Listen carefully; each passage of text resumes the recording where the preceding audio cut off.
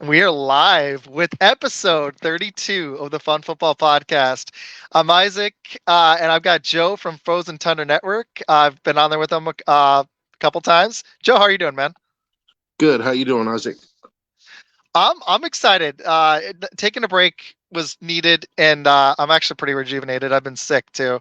I'm still not 100, and the wife's sick, but I'm pretty excited for this episode because all these playoff scenarios, we were literally just breaking them down Yeah. before we came on. Okay, so I want to get into playoff stuff. I had some Raiders stuff for you though. Do you want to save it for after the playoffs or before? It's totally up to you. After. Okay, I got some Raiders questions, some pretty easy ones. And I am gonna hit Packers for all the Packer fans that watch because there's a ton of them. But I'm gonna get into Packers later. So let me make sure it's live. Yes, it is. Perfect. Cool. We're live. Let me pull it up. Playing with Facebook is interesting. It's fine. StreamYard finally let me move it back to my page, which is cool. My Fun Football Podcast page. Okay, cool. All right. So um let's run through the games and then it's gonna literally like we're gonna run into playoff scenarios while we do it. So let's talk about the games of the week, the fun ones, like the ones that actually mean something. Let's talk about that Houston Indy game. This was the hardest one for me and Bill to pick. Which way were you leaning on that one? It's in Indy. Um. Honestly, I'm leaning Houston because Stroud is That's me back. too. They won last week. I think as much as I wanted the Raiders, I wanted the Texans to lose so the Raiders could get in, but then the Raiders lost. So now it's like I want to see C.J. Stroud in the playoffs. I want to see what he can do. Like it'll be interesting. What a first year for Stroud and for D'Amico All Ryan. right. Like Dude, last year they were the yeah. number 2 overall, and now they're like they have a chance to get in the playoffs. And the only thing that changed was Will Anderson and C.J. Stroud. Like, He's been a difference maker too, man. As big as Stroud has been, D'Amico Ryans and Will Anderson have and those and he got hurt early in the season, but Tank Dell made a huge yeah, difference for him. Tank And Dell was doing really well as well. Yeah, he's been a nice addition, a nice weapon for Stroud. And you need that, especially for a rookie quarterback. Um, and a rookie quarterback going to a team like Houston that last year seemed bereft of talent, and all of a sudden, like they're mhm. putting it together, man. It's impressive. Like I gotta Can say, you I'm very imagine? impressed. Can you imagine if they get a big time running back and some other pieces on the team where they're going to go next year? I Like, mean, I think that's where they're headed. I mhm. think they're going to get a receiver. If I were them, I mean Marvin Harrison is going to be off the board, but I would try to go get a Dunze, a Dunze, the dude from Washington. Oh, can you imagine that with this passing, this receiver core? They got Nico Collins. Robert Woods isn't terrible. He was good early in the season, stopped playing for him. But they got Tank Dell, Nico Collins. Oh, and I'm missing somebody. And Noah Brown actually put up some big games for him. I had picked him up in fantasy. If they got another receiver or a big time tight end, I agree with you though. I think Actually, you they know should. what? I think you might be right. I think a tight end would be great because every It's quarterback yeah. loves his tight end. Like It's such that's a difference maker. The teams that have an elite tight end, like the Lions in that stupid Cowboy game, should have gone to Laporta, in my opinion, instead of the trick play thing that screwed them. Even though I feel like it was the reps. Like Laporta's been a godsend for them. And the Chiefs, I think one of the reasons they've declined so much this year is I don't know if it's through injury, but Kelsey's just been so ineffective. Like the receivers sucked, but the receivers kind of, if you really look at it, weren't great last year either. Kelsey dropping off, they haven't had a replacement for it. And he's I been, yeah, I I know agree. he I made the think Pro Bowl, but he's been straight garbage the last 6 weeks. Kelsey is. I think you're starting. I think you're starting to see the decline of Travis Kelsey. Do you Um, think it's an ankle? Do you think it's like everyone makes a joke? It's about like Taylor Swift. I didn't mean to go on a Kelsey tangent, but with AK last week, we did tangents galore and it was I fun. don't think necessarily that it's Taylor Swift. I mean, I think that certainly adds a distraction. Hmm. There because let's just be honest, Kansas City games have been a media circus since he started dating Oh Taylor yeah. Swift. So, there's a distraction there. Like, it takes away from the focus on football, but I don't think that's the real problem. I think the real problem, there's two problems. One is Kelsey was injured early in the season with the ankle, and Hmm. they played him anyway, and he's been playing on that bad ankle. So his production has dipped. But I also think he's 33 and, or 34, like somewhere 30. around there. Yeah. No, he just turned 34 in sometime in October. Yeah. I know So that. he's at that age where it's like, the decline is going to start. And I think Hmm. we're starting to see it. Um, and, you may get another year, maybe even two of good Travis Kelsey, but I think you've seen the last of elite Travis Kelsey. Because last year, man, he made up for the Hill thing.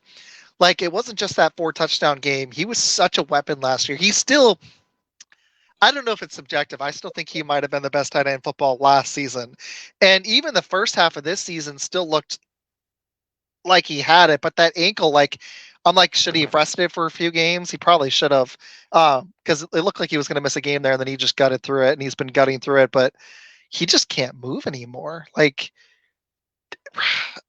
they might have been smart, honestly, if they were gonna, with this defense and that running game, try to make push in a weak AFC. They should have sat him for a few games, I think, but they haven't been. They should have just done it, honestly. I think you're right, though. I think you nailed it. I think this might have been the last of the elite Travis Kelsey because 34, even Yeah. with modern medicine, is pretty old for a tight end. Yeah. And well, I'm not saying it's like his last year, but it's just No, it's just every year from elite here, level. he's gonna decline every year from here. And until finally he's gonna be that guy. If he continues to play, he's gonna be that guy that's too old to be playing. Um, he's gonna be Jason Witten. Um, Yeah, Witten could still make a but play here and there, but yeah, once you yeah, lose that step, even when you got size, yeah, outside of it being an doesn't matter. occasional red zone target, you're NFL is a just speed yeah. game, man. It's you're going It's a up against 22, cliff. 23-year-old corners, man, like that run 4 threes, 4 4s, like, I'm tight 35, ends man. don't I run like. 4 4 threes anyway. I don't have what I had then. I wasn't a professional athlete. I don't have what I Exactly. definitely have fallen off a little bit. I can admit it. I'm going to say So something controversial, though. I think that the Chiefs would be really smart in the offseason to shop Kelsey because I I think know they'll they could. never do it because he's been a long-term guy. It's kind of like I'm gonna throw some basketball into it. I heard this today. It's kind of like Clay Thompson on the whole hey, Shots is here. Cool.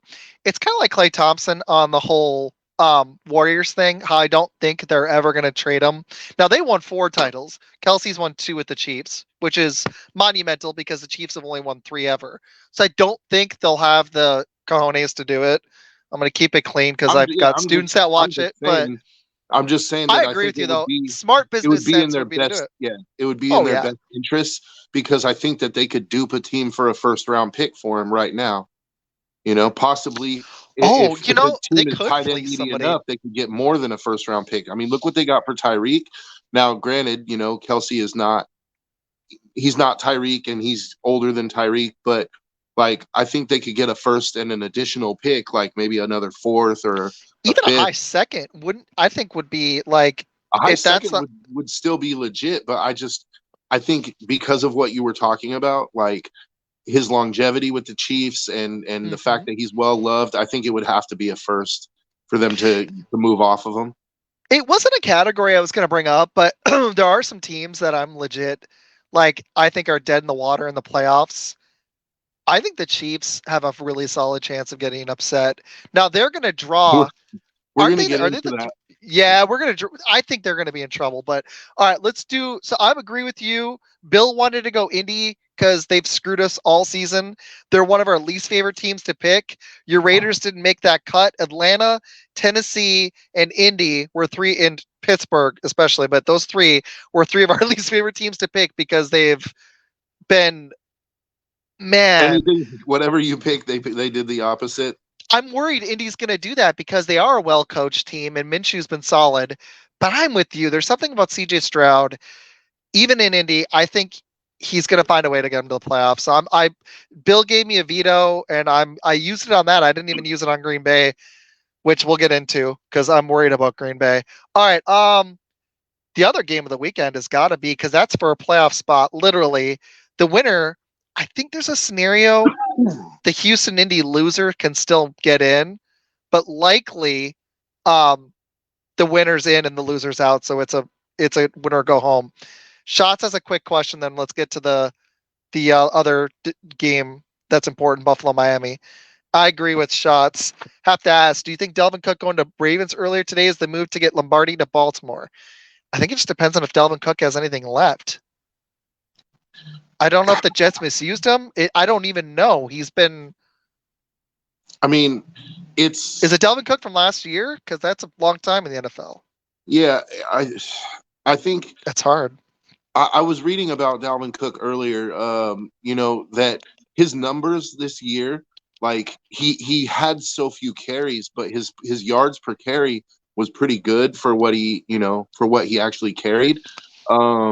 It was Mm-hmm. it was up there. So I think he's still got some juice, as long as they're not looking to bring him in and make him the starting back right away. Like, I think he's just going to be a complement piece. Like, he'll come in and spell their other running back, and it's He like, actually he averaged only 3.2 yards per carry this year. Really really, low, but only 60. Yeah, he only averaged 67 rushes, no receptions, if you can where did believe you it. get that Oh no, I'm stat? sorry. Because I'm sorry. I'm on Wikipedia yeah, because through 15 games. I read somewhere that he was averaging more than that. It was It like might in have the been the in the high receptions. fours. The receptions are 5.2. But last year, even though people thought he declined, he still averaged 4.4 yards a carry. And I think Minnesota made a mistake because he actually had more yards last year. His average dipped a tiny bit, but he still averaged 4.4 yards a carry. And then Minnesota never replaced him. Like, they haven't had a running game until Ty Chandler had a good game. They've been terrible all year rushing the ball. I Um, think I think it's a decent move for Baltimore, because he's a name. He's If he still has something in the tank, they're going to get everything he's got, like Let me in the double check playoffs, and it ESPN. might be able to push him over the top. But I just don't think Baltimore is going to Yeah, get the Lombardi to begin with. I'm sorry, but like I just I just 3.2 don't this see year. it. Yeah, he's I just been, but don't I see mean, it. but when you're getting that few of carries, like, in my opinion, 67 over the course of a season is like literally 4 game. You Yeah. might be cold, and it could have been a couple bad carries can really lower that. So I don't know if that's enough to like get a good sample size. And the Jets have not used him a lot. He only had 15 catches. He still averaged 5.2 yards a catch, which is down for him there as well. But he's only 28. That's not a death sentence. I Yeah, mean, but with Mostert's 28 in running 31 back for years, Miami, but but 28 in running back years, like, you have yeah, outliers. Like, Mostert is 31, right? But there's outliers. 28 yeah. in running back Oh, years is like, Zeke. you're you're going, and you have to. It's guys like Zeke that were ridden 400 carries a year, and Dalvin Cook was one of those guys as well. He's been ridden pretty hard. Yeah. He's had Yeah, a lot of mileage. he had 4 seasons with at least 300 touches straight, and one, yeah, so no, sorry, 5 seasons Yeah, with at so least 300 touches. Edwards has So been yeah. injured and used Cook as a changeup back. Like, I think that'll be the best utilization of Dalvin Cook, is to come in and spell him, get short bursts from him, and see what you can get. I don't really think it moves the needle that much for me, because not because Dalvin Cook is washed, but because I don't think Baltimore is going to win the Super Bowl. Period. Like, I don't think. Bertana from Frozen Tundra joined us. What's Right up, on. man? Thanks for coming on. Happy to have you here. Uh I kind of like, I gotta see it. I agree with Robert. I gotta see it. It didn't move the needle a lot for me. And Joe, I'm not just trying to agree with you, but I wouldn't pick Baltimore to win the Super Bowl. I wouldn't be shocked with that D, but I got to see Lamar Jackson actually get there.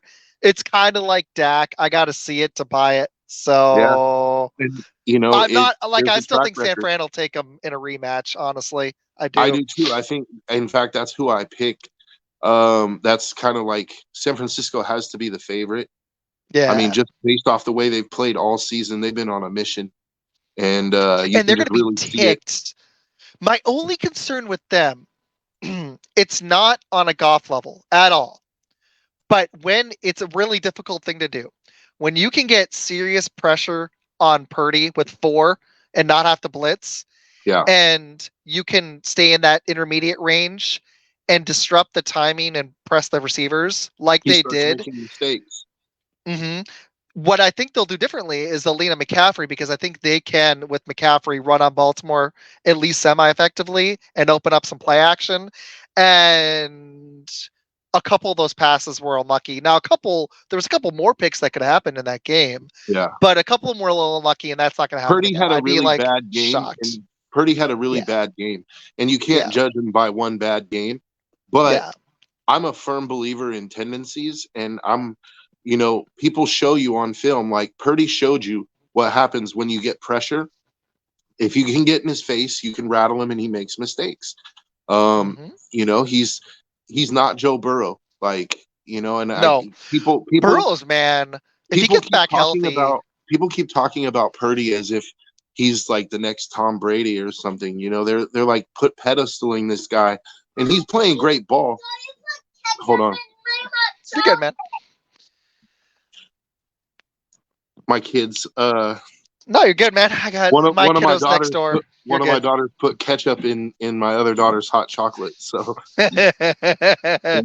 No worries. Bertana's got another thing. no, It's just going to come down to healthy players. That's exactly it. That's why San Fran would be smart to sit everybody this weekend yeah, against the but Rams. CMC is what I injured. Without him, what I Baltimore think has a you're going to chance. see, what I think you're going to see, honestly, if we get the rematch, I think you're going to see that Purdy is going to throw the ball to McCaffrey. I think that's going to be the real difference maker is McCaffrey's catching ability.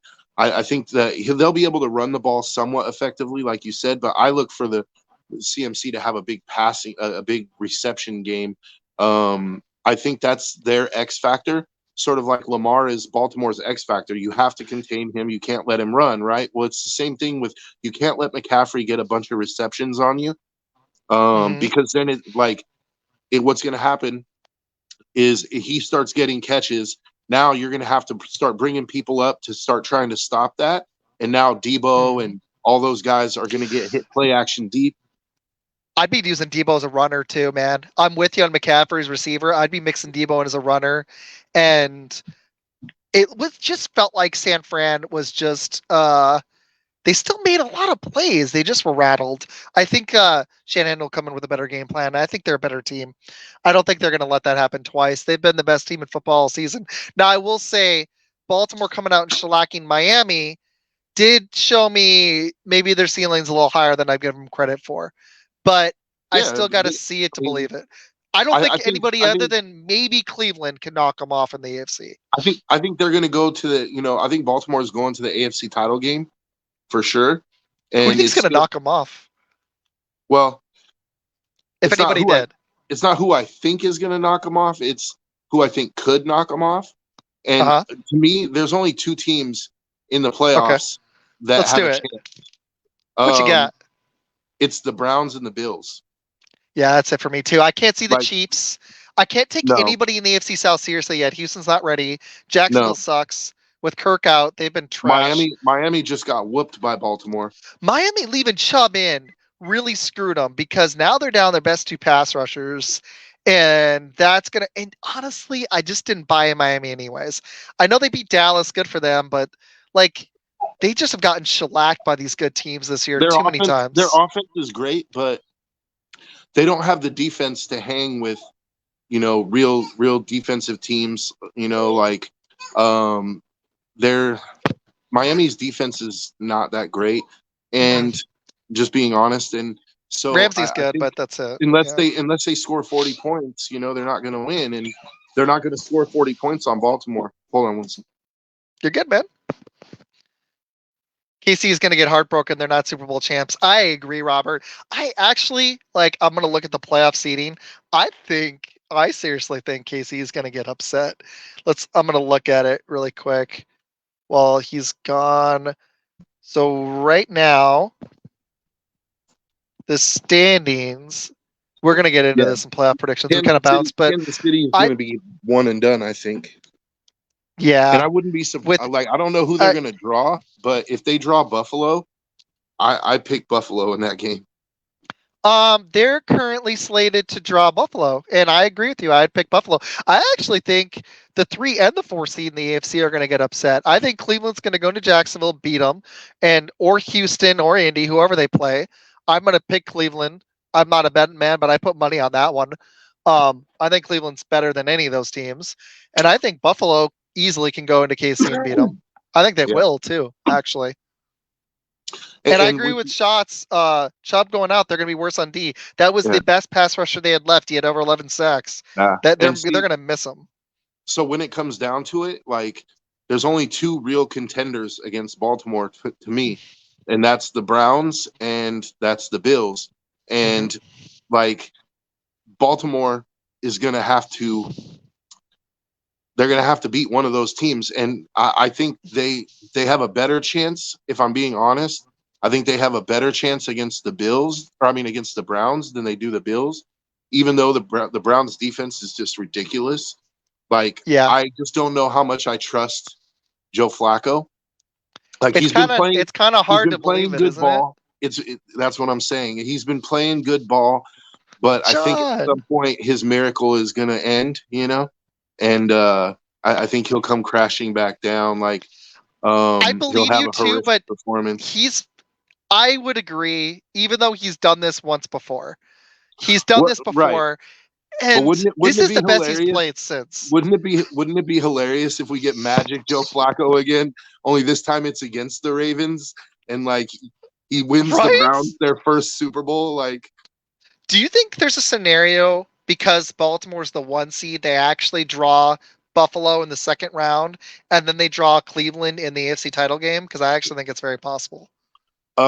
if it, I'm sure it is possible, and for me, if it is possible, I think that's kind of the road that it'll go, because I see Cleveland winning and I see Buffalo winning, and so I just don't see Baltimore being able to knock off Cleveland and Buffalo in successive weeks. I just don't see it.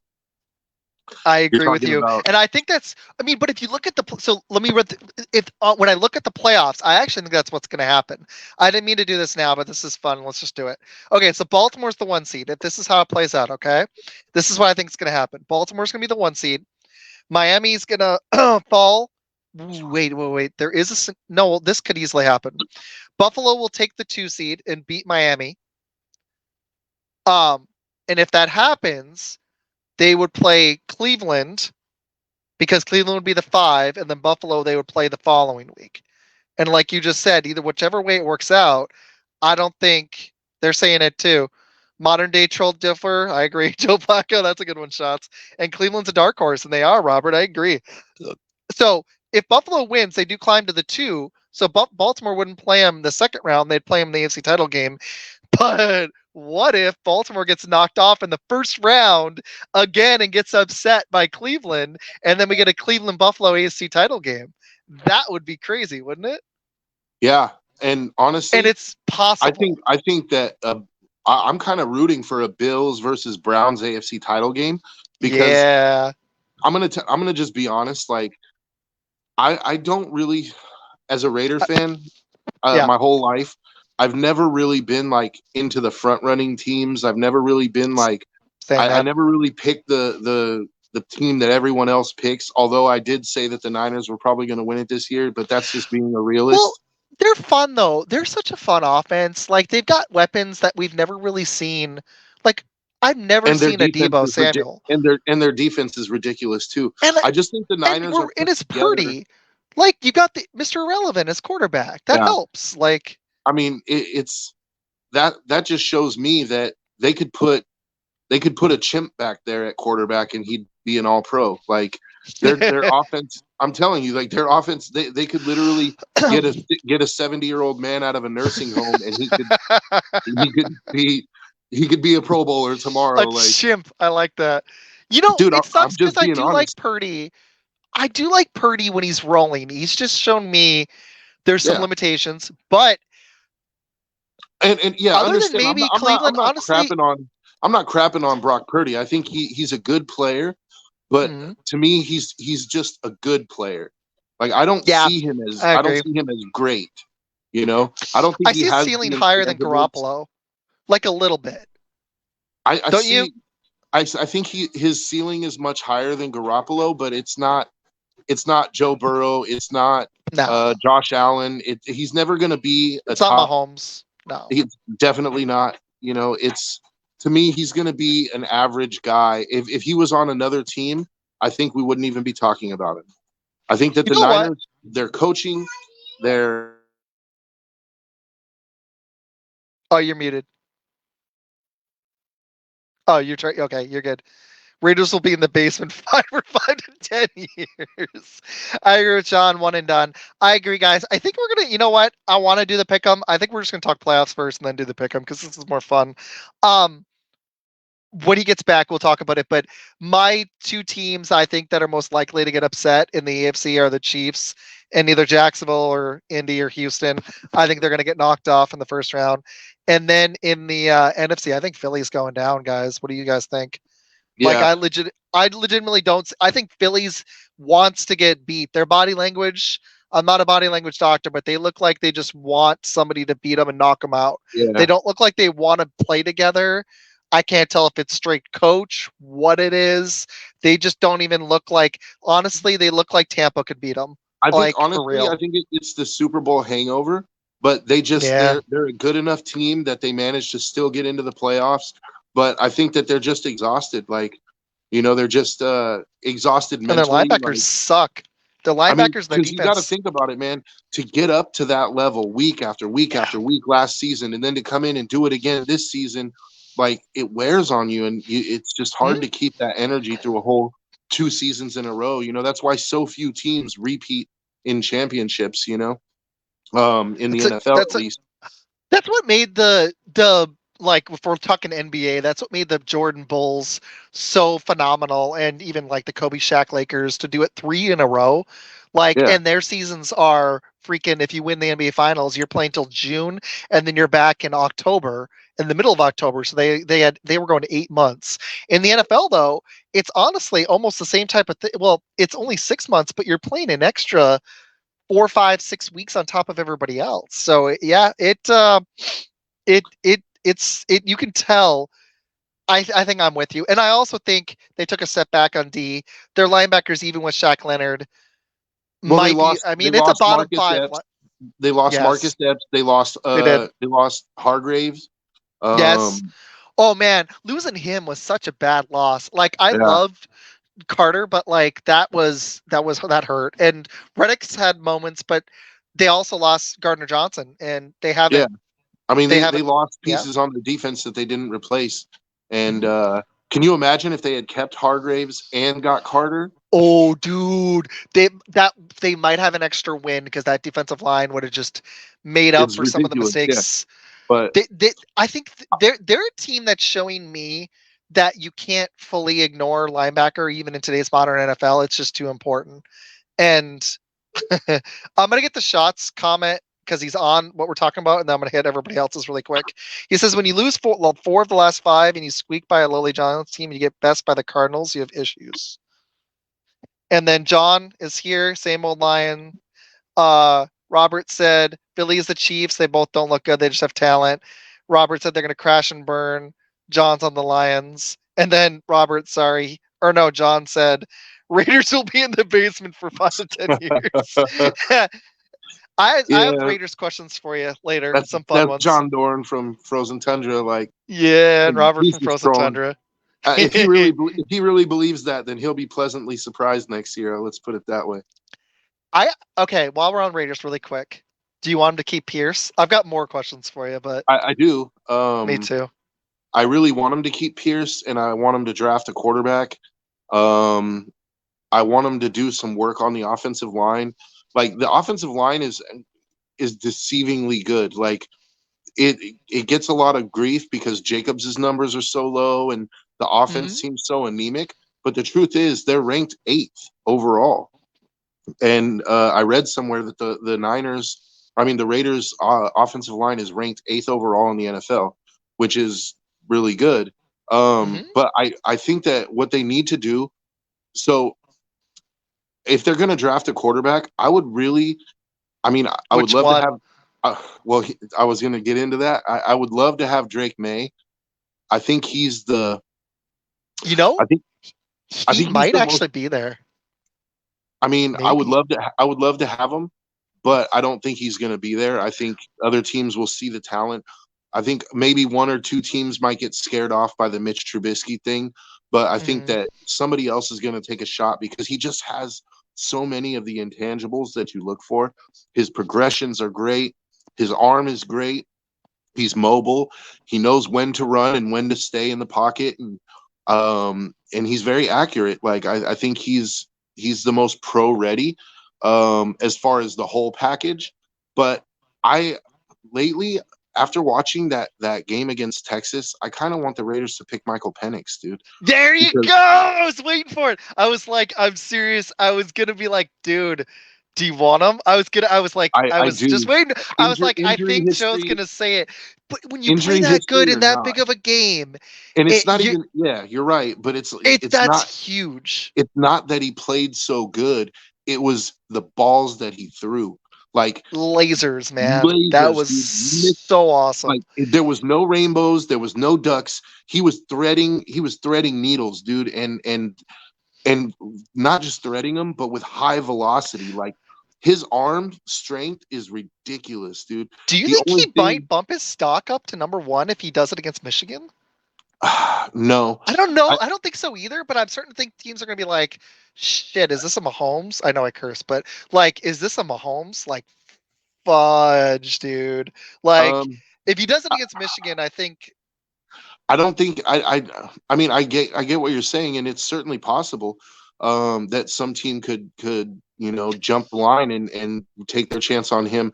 But I think that people are too enamored with Caleb Williams, to be honest. Like even though I know Mhm. that his season wasn't that great this year, I mean he still had a respectable season, but I think you saw chinks in the armor, especially in the Notre Dame game.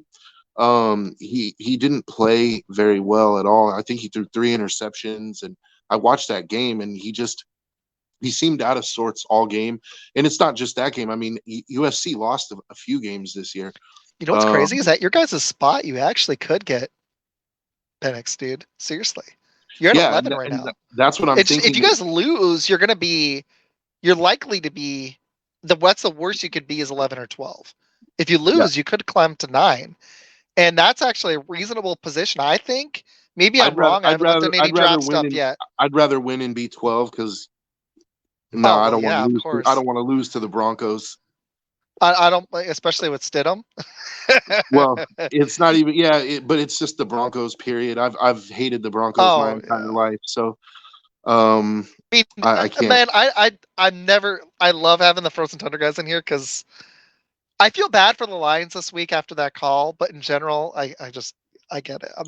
I'm never really gonna want, even if they made a Super Bowl for the Bears or the Lions or Vikings to win. I might try to be nice, but we got some comments. Robert said, "How much for Max Crosby, Joe?" Everything. Yeah, he said, "And give back Tay There's not. Packers." There's not. There's not enough. There's not enough for you to Packers get will Max offer you Crosby. trade. They offer you Clifford for Tay. Nah, but you could give us Jair Alexander for him though. Yeah, there we go. We'll flip you, Alexander. We get Yeah. Adams and Crosby on this Packer team. We can lock up. Yeah, Super Bowl for the next 3 years for sure. Yeah, you guys do have some top end talent. That's why I'm like, hey man, you get the right quarterback in there, and Pierce has a full season. Don't Right. sleep on the And Raiders that's next why I'm year. saying And I with think that D, if they take ooh, Penix, here's the only thing though, is that Penix is left-handed and we have Colton Miller who's an all-pro left tackle, right? Um that'd be tough. That'd so be tough. we're gonna have to basically get a right tackle. Um That although does suck. I don't think that we'd have to draft him though, because I think Thayer Munford stepped up big time this year, and I would put Thayer Munford at the right tackle spot because he's big and nasty. Like I think he could handle it, and keep Colton at the left tackle spot. I think our biggest problem is at guard, and I'll tell you. Well, let me put it this way: our biggest problem is at center, but if we take care of that problem, we're going to have a problem at guard. Like Andre James is a terrible center. So he's a free agent this year anyway. They're not going to re-sign him. So we're going to have to, I would personally move Dylan Parham to guard, or I mean to center, because we already did that and he played really well at center. Mhm. But that opens up a guard spot. I'm cool with Van Roten being one guard, but then we would have to get a guard. But the good That's news an is easier problem to solve at least, you can though. get a guard in the third or fourth round that can Oh play. yeah. Honestly, sometimes you can get steals at guard. Shots has got one for you. He was excited about the show too. AP should be coach and picking 11th with help. I don't know if Penix will be there because of what he's done. He's right. And who's in front of you? Bo Nix or Jaden Daniels may be there for you at 11.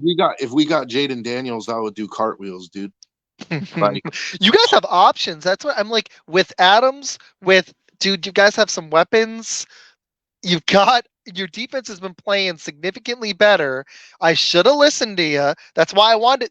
That's to be honest with you. The only reason I really wanted to do the pick'em is because you were right and my dad was right on that stupid Baltimore game the last time you were on here, and especially on that stupid the Raiders game against the Chiefs, and I was like, I got to get Joe for the picks. yeah, but then I turned around and I was wrong against the Colts. So yeah. I mean, you win some, you lose some, man. Nobody gets them all. Exactly. But okay, I like where we're going. I like. Oh yeah, you guys are. I like. I think we're in a good position. And honestly, if it Pierce comes is the down coach. to if we're picking Pierce can 11th, be a coach. Yeah, if we're picking 11th and we have our choice or one of the two between Penix and Jaden Daniels is available, I'm gonna be so ecstatic, dude. Like, oh yeah. Okay. Jaden Daniels is going to be a good quarterback. Oh, dude, you guys are going to be but I just so like the way set. Penix spins the ball, man. Like Penix's throws are just beautiful, dude. Like his accuracy is ridiculous. His injury history does concern me, but the way he was spinning that ball against Texas, I was like, you know what? I'm willing to. It's a gamble. Any quarterback in the first round is a gamble, and especially with his injury history, it's an even bigger gamble. But I'm willing to gamble a first round pick on that. Oh yeah, and the way he spins that ball, I'm willing to take that chance. Is Garoppolo? It's not any. Does he have any more guaranteed money on it? He has guaranteed money, but they're going to cut him. Right? They'll cut him. Well, it's a lot, but it's basically like if he's a post June 1st cut, we're going to carry about 13 million of dead cap. That's not too bad. I mean, we carried 40 because we were like, get out of here, Rodgers. Yeah, 13 million in dead cap for this coming year, and it'll be worth it to just not have Jimmy on the team anymore. So Shot said Daniels will be the steal of the draft, and John really just helped because I was gonna, when we get to the picks, I was gonna ask about who's sitting. The 49ers and the Rams are sitting their starters. That helps. That's gonna make that pick a lot harder, actually. You know what? I want to do the picks, but we'll get to it. And we got to talk Packers for the Frozen Tundra guys. But before that, let's run through some playoff stuff, okay? So let's do playoff scenarios, and then I want to do the first time I've ever done this. If we have time, I want to do a playoff draft where we draft teams. We go back and forth like fantasy. We'll do a snake. So like I'll let you have first, or you can have second pick. It's up to you. But let's run through the rest of the playoff stuff really quick. So right now, Baltimore's the 1 seed, obviously, in the AFC. They're locked. They're sitting their starters. Miami or Buffalo can be the 2. I don't know if the Chiefs can be the 2. Let me look. Can the Chiefs be the 2? I don't think so. No. So it's either Buffalo or Miami, whoever wins. KC's the 3. Jacksonville, Indy, or Houston can be the 4. It has to be the AFC South winner, pretty much. I don't think they can climb to 3. Cleveland's locked in the 5. Buffalo, weirdly, could either win and jump to 2 or lose and fall out. I don't think have you ever seen that? Actually, like fall out. I think wouldn't they Buffalo can get a wild card spot? No, they're not locked. They can lose and fall out. Here's the scenario. Buffalo, how do they fall out? They need, I think it would be Pittsburgh who would get the tiebreaker over them. Yes, because Indy, Houston, They could one of them has to win, and then Pittsburgh would climb in and steal Buffalo's spot. That's why Pittsburgh isn't eliminated. I've heard on podcasts this week. I thought it was weird too. So if Buffalo loses to Miami and gets upset, they actually can go from being the possible 2 seed to falling out of the playoffs. And what about Miami if they lose? No, Miami's locked in because they have 11 wins, so they're in. They're at least a playoff team. Right. So, but that's what I'm saying. So if Miami loses, then Miami gets a wild card spot, and Buffalo right? climbs to the 2. And Buffalo climbs to the 2. Yep. If Buffalo loses, they could fall out, possibly. It comes down to Pittsburgh.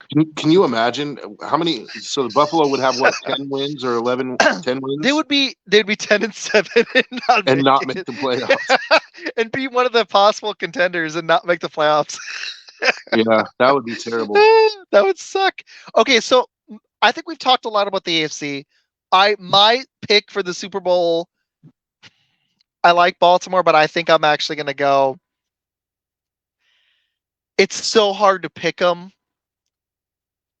I don't know if I can quite ride on Flacco. I think I've got Buffalo, weirdly, even though they could miss the playoffs, as my Super Bowl pick, and then Cleveland, and then Baltimore.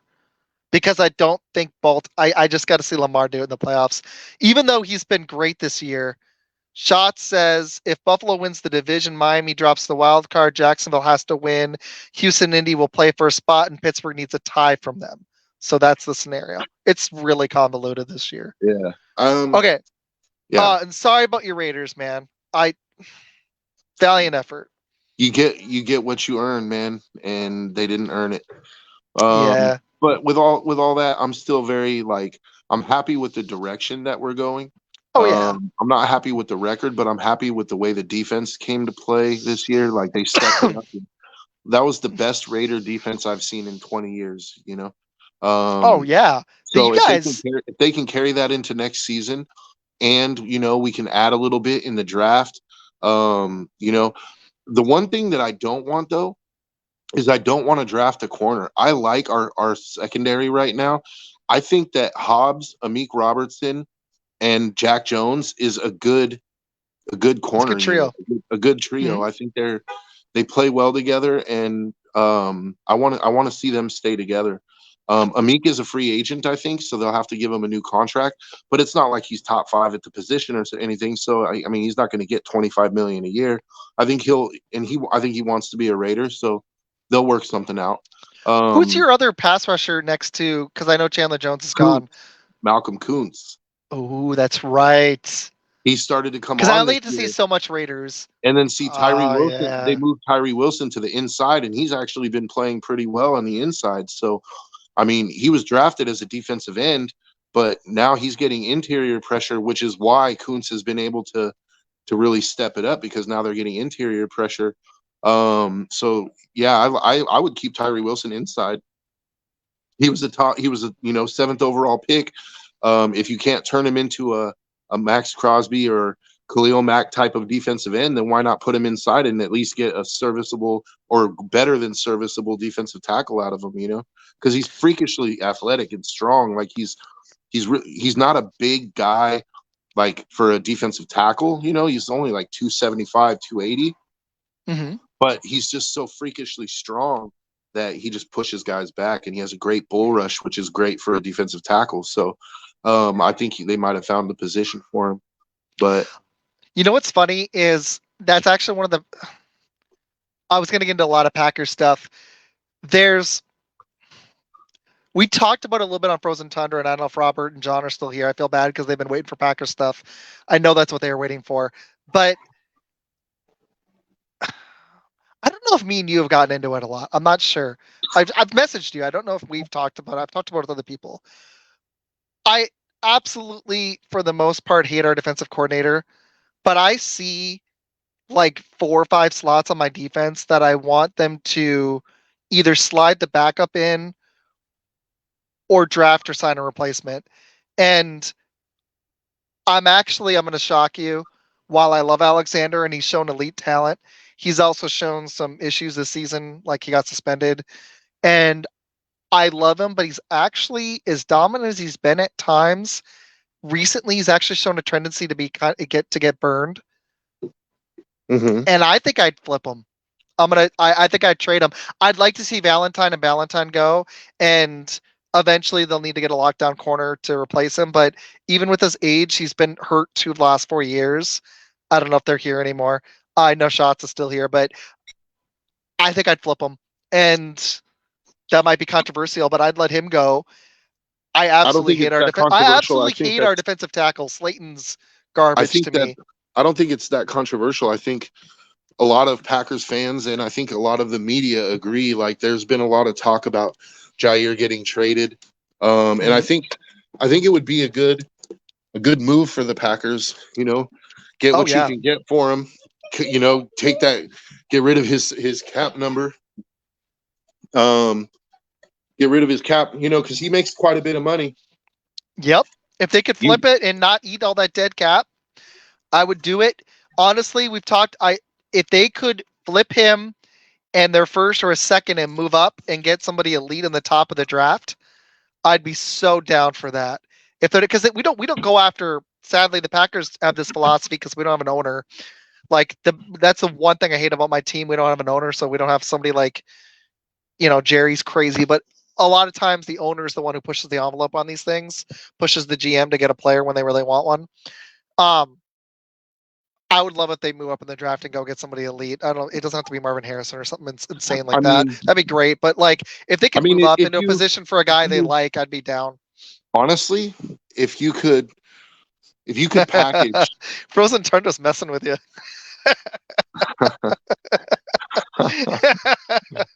If it looks like it would be great if the Packers could package like your first round pick and Jair and try to get up, somewhere in the top 10, like, yeah. I would do it. Why not? Jair, I think you could get a first round pick for him or the equivalent of it, like worth of value. So, if you could trade you guys, if you make the playoffs, you're going to end up somewhere in like the 20 range. So if you could flip your first round, your 20 pick and Jair to get to 10, I think that would be, or 10 or higher.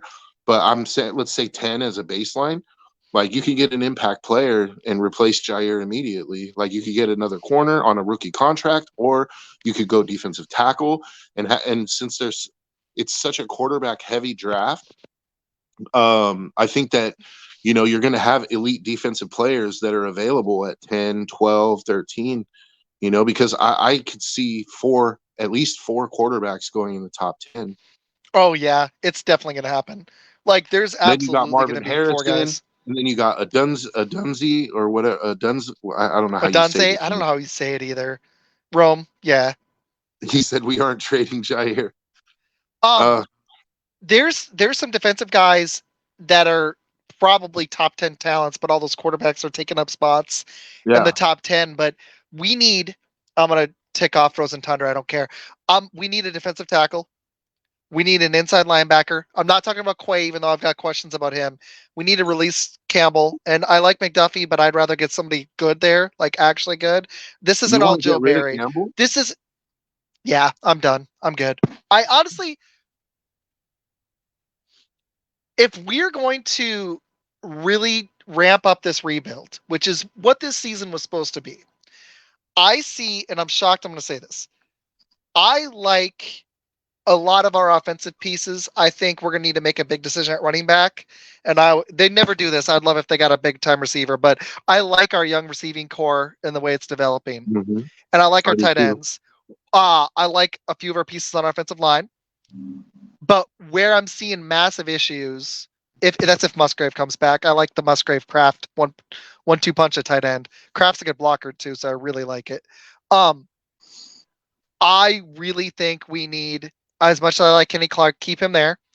I would maybe Wyatt deserves one more year, but we need at least one defensive lineman. We need an inside linebacker. Bad. I'm done with Campbell. And Preston, the replacement might be Van Ness, but the problem is he's got so much dead cap. I don't think they can do it, but I think it's time to move on from that position. And we need 2 safeties personally. I don't know if Owens is it. Our safeties have been bad. And if they release Alexander, they might need a corner. So that's a lot of players. See, And I it's think not you just guys. Barry. Like I it think you can't guys be. should convert. I think you guys should convert to a 4-3 though. To be I honest, agree. But then they're going because to need two linebackers. But I think that'd work. Rashawn Gary should have his hand in the dirt. I think he could Oh be a man. great defensive end. Yes. You know, Yes. make him a And move full them time pass around. rusher. I'd Yeah, move them move on him both around. sides, like they do Yeah, with Parsons. like they do with Crosby and Parsons. Like, Yeah. you know, you could scheme a lot for him as a defensive end, and then you Hmm. get three linebackers, and you know, which is great. Like having a 4-3 is, you know, 3-4, it only works in certain situations or scenarios, and most of the time teams are playing nickel anyway, you know. I um agree with you. I'd go to the personnel. I think our personnel speak more to that. Now we're going to need two strong nose tackles, but I think if we're going to fix these run issues, it's not just Barry. A lot of it is scheme. We I need think Kenny somebody who Clark. can eat. When we had Raji, Yeah, that was one of the secret sauces why we won that Super Bowl. I think Yes, Kenny Charles Clark. Woodson was great and I think Collins, Kenny. but What's his name? I think Kenny could be a nose tackle. He's big yeah, enough. then they would need at least So one you would need. defensive end. Maybe Wyatt pans out and they don't need another one, but they need two linemen at least. I think However you they could. do it. I mean, this is just speculation here. I know that you guys play Van Ness as more of an outside linebacker, right? He's barely playing. It's kind of sad. They're kind of just letting him learn. But they play him at outside linebacker, right? Yeah, when he See, plays, I think he could, if you could beef him up a little bit. I be think an you could end. put him and Gary as your defensive ends, get Clark as your nose tackle, Ooh, and right? then they would just need one more big guy. I want somebody meaty that they'd probably have to draft or But sign. yeah, unless you well, if you're going to go to a four, if you're going to go to a 4-3, then you would just need one defensive tackle, and then Yep. you get three linebackers, right? And speaking of linebackers, I was kind of I haven't really said much about this guy because I kind Is of it a free agent? no, he's in the college, but Oh, I just was I didn't want to jinx it and have some other team get him because I wanted the Raiders to get him. uh-huh. But Jeremiah Trotter Jr. from Clemson, I've heard about him. Yeah, and I did he's some research. I actually watched a little video while I was at work. I did some pre-draft scouting. He came up and I like him. yeah, yeah, you and me both. He looks like he's gonna be the Mhm. real deal, and his dad was no joke too, you know. So Oh yeah, man. I remember Jeremiah Trotter. He was so yeah, much fun. I I used to love playing NFL Street or Madden with him because he would just I used that hit yeah, stick with him and he would just wreck yeah. somebody. And Trotter Jr. He's very athletic. He's fast. He's he's got the same instincts that his dad had. Like I think he's gonna be a really good player, like Pro Bowl level player. You know, whether he's all pro, perennial all pro or not, I don't know. But I think he's at least a Pro Bowl level player. And And with especially Quay, if he goes to an already good defense, like if, for example, if the Eagles get him or something, oh God, if we get the right linebacker to pair with Quay, whether we go to a 3-4, whether we stay with a 3-4 or go to a 4-3, but if we get the right guy to pair next to Quay, I think Quay is going to look better. Possibly, I also think I think Quay Walker gets hurt the most because of the scheme that we've got right now. So I want to see a different coordinator move to a 4-3, and I want to see whether they move to a 4-3 or not. I want to see how he is next year. I think he's got some speed. He's got some technique issues though. I think he could massively improve. see, I think the biggest one of, and this is coming from somebody who's not a Packers fan, so I don't watch all of your games, No, you're but good. It's like me with the Raiders. Like you name some guys, I've heard of them, I've seen them, but I don't have yeah, YouTube TV, so I only see so many games. You know what I mean? I watch all the highlights, but and read a lot, but that's all I I get. think one of the problems, at least from what I can see, in my opinion, one of the problems with the Packers defense is that you're not utilizing your best pass rushers. Like you have Rashawn No, Gary and you have Van Ness, who you drafted as a pass rusher, I know. right? And he looks explosive. Van Using Ness him as looks an like he can outside, fly. and yet you're using him as an outside linebacker. Like I know. outside I know. linebackers don't they have to cover, they have, they don't, you should put their hand in the dirt. Like honestly, Rashawn Gary and Van Ness should be your pass rushers. I agree, dude. And mix in Preston Smith. Let him mix in, or put one of them at defensive end. I mean, Wyatt hasn't been doing anything anyways. Put Right. Preston or put one of them at defensive end and let all three of them cook. Like, honestly, if Wyatt isn't going to do anything, because he's barely, seriously, the guy is not Honestly, making yeah. any If plays, you put I'd Preston sit at him defensive end, and put Van Ness or put eh, Preston at defensive yeah, end and let Van and then Ness let and the other one Gary. play outside linebacker. Yeah. You don't put your best three pass rushers on the field at the same time and let them cook. Like you said, I think that would be really helpful. This is a coaching thing. This isn't the front office. So we got a lot of comments. Because They're see, they're that's something oh that the now Raiders they're did. all here. It's like they could hear the whispers of Yeah, Packers and they're all like, their ears woo! So we started got a itching, million comments. and they're Jair probably all just negative. no, they're mostly good. No, Jair I'm came talking out about negative towards me or towards our takes. Like they're trolling. he said he wants to stay in Green Bay and they don't expect an HCB anyway. Okay, we'll see. Shot said, I would look into getting another pass rusher. I agree. I think we do need another pass rusher because I'd like to move a guy, and I think I agree with Shots. Let Van Ness go loose. Lulu from UCLA, who I've heard of, will be straight and grab Sweat, defensive tackle from Texas, to man the middle. And the Packers actually could do something interesting, Joe. They could package their second pick, the one from the The Jets. Aaron That's going to be Rodgers like pick. 38. Yeah, the Rodgers pick. They could package Jair and move into the first round and keep their first rounder and have two first rounders, which is what I think is actually the more likely scenario. I think that of the two happening, if they're aggressive, because I've been hearing rumors about it, I think I could see that one happening. That would be a smart move too. hmm John says Packers trading bandwagon fans and fair weather fans. Joe, man, I'm just gonna say this has been a lot of fun, man. You know your stuff. This is awesome. Hey, Thanks for doing it, man. hey, I'm glad all the Frozen Tundra guys can show up to troll too. Like Yeah. I Um. like all those guys. They're good guys. They're Oh funny. We yeah. have a good time. Because I'm not officially, I'm not part of the panel on Frozen Tundra. They just Me neither. invite me on, and because Nick and I are really good friends, and I've known him for like 15 years or more, and Woo. That's awesome. yeah, me and Nick go way back. We're like brothers.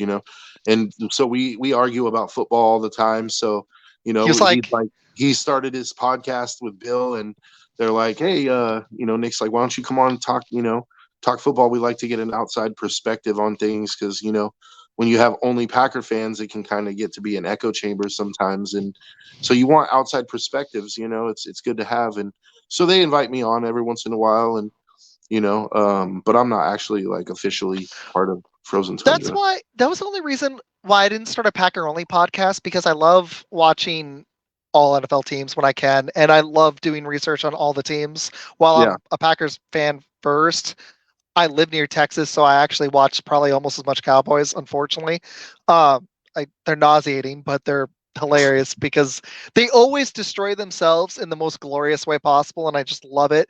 And they're honestly, they're still talking. Some of them are still thinking Super Bowl, and I'm like, how are you going to beat San Fran? I don't see us. And honestly, I Nobody actually in think the if they play NFC is Detroit going to beat again, San Fran. I think Detroit could go to Dallas and beat them. Yeah, I don't think anybody's beating San Francisco in the NFC. No, If no. San Francisco loses, it's going to be in the Super Bowl, and Mm. oh, that would be great because I really don't want to look at smug Niner fans' faces, dude. Like if they win another Super Bowl, Yeah, but they're also to already echo they're all the Frozen already intolerable as it is, dude. Like they've been rubbing their 5 rings in our face for 30 Oh yeah, years. You know what I oh mean? yeah. And I'm The just over it. I gotta say the Frozen Tundra guys are great. So I haven't been on the last couple times, but I've had a lot of fun on there too. I've only known y'all for a little bit, but I think thanks you guys for joining. We've got a lot more, but I do thank you guys for joining and all the comments. Okay, there's a few more about the 4-3. I want to hit them and then we'll keep going. Gray from UNC would also be a good middle linebacker. I've heard of him too. I agree. Shots. Frozen Tundra says the 4-3 was already talked about, and with the players on the roster, Green Bay can't change to a 4-3 unless they completely gut the roster and restart, which I'm sorry to say, I think our defense needs a reboot. So Kenny Clark is not good against the run. He hasn't been this season. Clayton has been. Oh, he means Slayton. Slayton has been good against the run, but I just don't think he's a long-term nose tackle that I want. That's just my opinion. It's only been 1 year. Joe jumped for joy when Leatherwood was drafted too. Takes about 3 years to turn over the defense from a 3-4 to a 4-3. But That's got to honestly, be big. with a young offense, we need to, if we're going to do it, it needs to be now. So sometimes it takes even longer, he says to Shots, than that if the team doesn't Yeah. draft properly. And he says, true, but one of the strengths your team has is its front offense. Frozen Tundra says this is something interesting. Oh, it's a joke. Trade Van Ness and Gary for Jamarcus Russell, and the Packers. The Packers will beat San Fran by scoring more points than them. I love it. I'll take that trade. Oh man, that got me. That was good. I would love nothing more. But hey, Yeah, I'll say that's not this. going to happen. I'll say this. You could file that in the never going to happen category. It'd be hilarious if Green Bay did make the playoffs and upset Dallas, though. If we could do that, I don't think so with our defense, but if they could, because if Jones is healthy, if we could run all over Dallas, that'd be fun. But I think the Packers could win a playoff game. I mean, Jordan Love has certainly improved. mhm. I think I it's, think he's you it. know, I actually do. I'm not just trying to be a yeah, prisoner of the moment. Like he's I shown think some he's your stuff I guy. don't like, I think but he's your guy. he's got arm talent, man. Like the fact that he can jump in the air and sling it 50 yards down the field to read and stride. Not Yeah. consistently, he's got to get better on that deep ball accuracy, but like the fact that he can do that, there are a lot of quarterbacks that can't even make that throw with 2 feet on the ground. So I'm like, hey, it he does a couple like Mahomes has things where he can like sling it sideways. I would love to see an established receiver though with him. Like put a T Higgins in this offense with Reed, and I like Bo Melton, and with Wicks and Dubs, I'm kind of out on Watson, but with those guys, I think that'd be a hell of a I receiving actually core. like Watson. Watson is he's a big play home run hitter. He's just so hurt all the time. Like it's been Well, through his college career too. If he but could stay healthy. he's a rookie this year, right? No, it's second year. Second Or year. second year. Yeah, you're right. So, But in you college he know, was hurt too.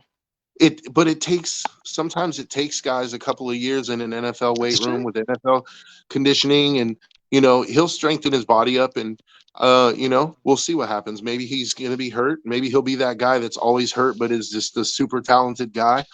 Or maybe When he's healthy. when he's healthy, he's a weapon, man. And he's fast, he's big. Like he kind of I don't want to make the comparison too strong, like they're identical or anything, but when he's got the ball in his hands, or when he's going up for a pass, I kind of get Calvin Johnson vibes from him. He is a big guy. He's not as if he could bulk, because Johnson was strong. Right. He does kind of resemble it, like in his stature a little bit. If he could muscle up like 15 pounds, 10. Honestly, it wouldn't even be 10 pounds of muscle. It would be. But I'm not even just talking about his stature. I'm the way talking he about does go up, though. The way he and not just going up. Like when he catches the ball, when he gets the ball in his hands, the suddenness, like the suddenness in his fast twitch, movements. Ooh. Like he's I hadn't thought of that. That's an interesting comparison. His fast twitch is really, really quick. Like everybody at the NFL level is, but when he gets the ball, like let's say he catches a ball and then he makes a cut real quick, like it takes the defender just a fraction of a second to react to it, but by that time he's already by you because of his speed. Like that, and Calvin Johnson used to break on guys like that all the time. Like you're right. There's been some games he's played injured where that's been missing a little, and you're making a really good point, because when he's had a couple games and he's been off the injury report and he's looked more healthy, I hadn't thought of that. That's a good comparison. I like that a lot. When he's healthy, which has been like, a third of the time. So you're right, honestly, because he has shown some massive explosiveness. And if he could just, establish a rapport with Love, that might solve our receiver problem. I don't think you have a receiver problem. I don't think we have a receiver problem. Watson, I just would love somebody. Watson is your home run hitter. I think Watson is your home run hitter. Dobbs is Mr. Reliable. And then you have your tight ends. You have a dual tight end threat, like, which is that. I mean, think back to like Gronkowski, it's nice. and Aaron Hernandez. Like, it's nice. You know what I mean? And I like Jaden Reed, man. He can be an explosive little slot home run hitter. And I think I want to give it more time, but he's wearing Donald Driver's number, and the fact that he's a 7th round. Actually, wait, no, he's under. I think Bo Melton might be undrafted. I can't remember, but he's an unheralded guy like Donald Driver, and he's had a couple big games. Now it's way too early for that, but it was giving me those vibes. See number 80, the way he was playing too. I was like, maybe I want to see that a little bit more playing time for that guy, and we still have Wicks and Heath has made some plays this year too. So yeah, there's a lot of. We've got a pretty deep receiver room for the first time in a long Yeah. time. And that, I mean, if you had that same receiver room with Aaron Rodgers 3 years ago, like, Frozen who Tundra knows what's said, going to happen. "Oh yeah," he said Watson is like Kelvin Ridley. That's a better comparison, but Watson has better jets. Okay, that's a fair comparison, but That's interesting. To also be fair, I did say that I didn't want to take the comparison too far to where, like, I said they were identical or something. Like, I didn't say he's Calvin Johnson. I said that when he has the ball in his hands, certain times he kind of reminds me of Calvin Johnson, like the sudden quick burst and the fast twitch, like, and then the athleticism when he goes up for a ball.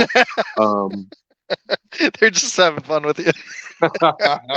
Yeah, Joe, you're wrong. it's all right. You're wrong all the time. Hey, That's should have Nick. I known. know that's Nick. Yeah, because I told Nick that I was coming on earlier, and I was like, "Hey, check out the show if you get a chance." He was like, "Oh yeah, I'll probably do that," and good. Hey, it's good for ratings. Yeah, You gotta have, dude, I've got a couple more listeners than I had Isaac. last time. I Isaac, did you one gotta have late, and you gotta have a heel on your show, man. Like every show needs a good heel. My dad, So, the first one with Frozen Tundra, he just came on and threw like a million comments on. It was hilarious. And he wasn't even trying to be a heel. And I was like, Dad, that added so much. Thank you. Do it again. you And, need a heel, man. yeah, it adds a lot. It's like old school wrestling, dude. Like, what good is a good guy if you don't have a strong bad guy? Like, you need. I had a feeling we were going to have a lot of fun. This has been a blast. Okay, I got to ask you. I'm legitimately concerned. I don't think Frozen Tundra is. And that's okay. I get it. We've won 9 in a row. What do you think of this Bears-Packers game? Because I'm legitimately worried because the Bears have actually played pretty good. Honestly, I don't think you guys have too. I mean, your defense hopefully will play better, but I don't think you guys have too much to worry about. I think the Bears are not talented enough. I mean, they're playing spoiler, which is always unpredictable. It's a division game. It's always unpredictable. But I think you guys take care of business and get into the playoffs. And I think you have a chance to win and I think you have a chance to win a playoff game. But I think that's as far as it goes. Like, you might win, the wild card round game, and then you're going to have to, who knows? I mean, if Philly doesn't get bounced and you guys play Philly in the divisional round, I like your chances, But if you guys draw the Niners, I'm afraid that's where your season comes to an end. So we're gonna draw. If we win, we're either gonna draw Dallas or Detroit. And I'm gonna be honest. I think we have a chance to actually win either one. Not an amazing chance, but it depends on our defense. But Schatz is a Bears fan, so I'm gonna give him his he literally messaged me on Facebook to read this. Best way to make your pass. Wait, hold on a second. Look what happened with the Bears pass rush. I think this is the comment he wants. It's the most recent one I see. 20 turn. Yeah, it's got to be it. Look what happened to the Bears pass rush since they got Montez Sweat. Surprisingly, it's worked for them. 20 turnovers since week 10, 16 interceptions, and almost double the sack total from first half. It's not they've been surprising. 7th Montez in Sweat DVOA. And well, here's the thing that's nuts. When I looked at the Bears, this is what got me a little worried. Okay, now it is just the second half of the season, nothing to lose, but they did make that move and they've been better. So I got to give them their credit. The Bears recently, they've in their last. I just want to make sure I've got this like totally square. I'm looking at their schedule right now, and he's gonna tell me anyways. They blew that 2 touchdown lead to Detroit right before Thanksgiving. They beat Carolina barely before that. Since then, they beat Minnesota in that defensive struggle. They killed Detroit. They barely lost to Cleveland, only by 3. They trumped Arizona, and they beat Atlanta by 20. Now, I'm not saying those are massively convincing wins, but it is a massive improvement for a team that was severely struggling. I mean, they had they started the season, 0-4, 1-5. So that's a massive improvement for a team. And I know they beat the Raiders early in the season. So they were 2-5, and then they were 2-7. So they've played way better in the second half. Yeah, and I'm not trying to crap on the Bears. I don't think that they're the worst team in the NFL. I know Frozen Tundra wants to. And Montez Sweat is a great player, and so it's not surprising that their defense played better when he got there. The thing with the Bears right now is that I just don't think that they're as talented as the Packers right now. But the Bears are in such an enviable position right now because they're going to get the number 1 overall pick plus their pick, which is going to be in the top 7, let's say, top 5 to 7. No, they've climbed to 7 and 9. They're actually around where you guys are. I think that they're 10th. Okay, well, 10. So you got 2 picks in the top 10, right? Yeah. And they could go one of 2 ways. They could either flip that number 10 pick, right, and pick up a whole bunch more picks in the later in the draft, or let's say a team wants a quarterback and there's still one available at 10, they'd be willing to trade a haul for that, right? Or they could flip that number 1 overall pick. They could flip that number 1 overall pick. And I was reading today that number 1 overall pick is expected to get more than the Bryce Young package last year. Can you imagine if they flip that again? That's what I'm saying. Still get Marvin Harrison Jr. and get a haul, and then still get their quarterback that they like at 10. And here's the biggest part of that. This article that I was reading said not only is this pick supposed to fetch more than the Bryce Young package, but it could even fetch more than the Bryce Young package from somebody that's only a few spots away from them. So they could theoretically trade down 2 or 3 spots, still pick up 3 first-round draft picks plus some, and then get Marvin Harrison. Still get Marvin Harrison. That's stupid. They could get a game-changing offensive talent. Still get a quarterback. Wait. There's this comment. There we go. I think the Packers will win this one. They've been focusing on the run. They've been taking shots downfield. They're giving the defense a breather. Yeah. I agree. I do think that we haven't really done our picks. I do think Green Bay is going to win. I picked them. Yeah, I picked because I think they do have a mental thing on Fields, but I am going to say they've been using him better. And our defense is so schizophrenic, it scares me sometimes. And here's the thing. People have got to remember this. We were playing freaking Jaron Hall in Minnesota. That's not a groundbreaking achievement to make him look bad. He made himself look bad. He couldn't even throw the ball down the field. He freaking literally lost the ball, not just on one play. So he was completely overwhelmed by the moment, and I don't know about his long-term future, but that was a mistake to start him in that game, even though Mullins, I started him in fantasy at 4 interceptions the week before. He at least had 400 yards as well and can move the ball down the field, especially with Minnesota's, even with Hawkinson out, they've still got a plethora of weapons. So they made a mistake. If they'd started Mullins, that would have been a way different game, honestly. So we got to take that in perspective. By the time they threw Mullins in, it was already a wrap. We'd put a wrap on it. So, yeah. My concern is we've shown those highs as a team, and we've shown some really bad lows. So I'm just which team's going to show up this week? You know what I mean? Sometimes you just got to have faith in your team, Isaac. Sometimes that's all you got. Joe, you talked me into it. Sometimes you just gotta believe. Remember, I told you, hey, the whole world said that Kansas City was gonna dominate us, and we went in there. I told you, no, we're gonna go in there and smack them in the mouth. I said it. I said the Raiders are due for a win, and Kansas City has gotten too smug, and our defense is playing really good. These were the things that, remember when I was trying to tell you to pick the Raiders. I said our defense is playing really good, and what was the story of that Raiders-Chiefs game?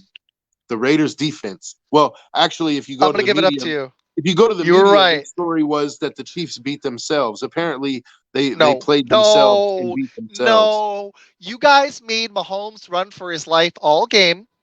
He literally couldn't see Pat's. If you watch the game, he couldn't see, which I know you did. I'm just saying the media sucked with this. He couldn't see past the pressure. He was literally missing guys wide open. He even had Kelsey open in that game. He had receivers open at least 7-8 times Missed them. Mhm. It might have been double digits, honestly.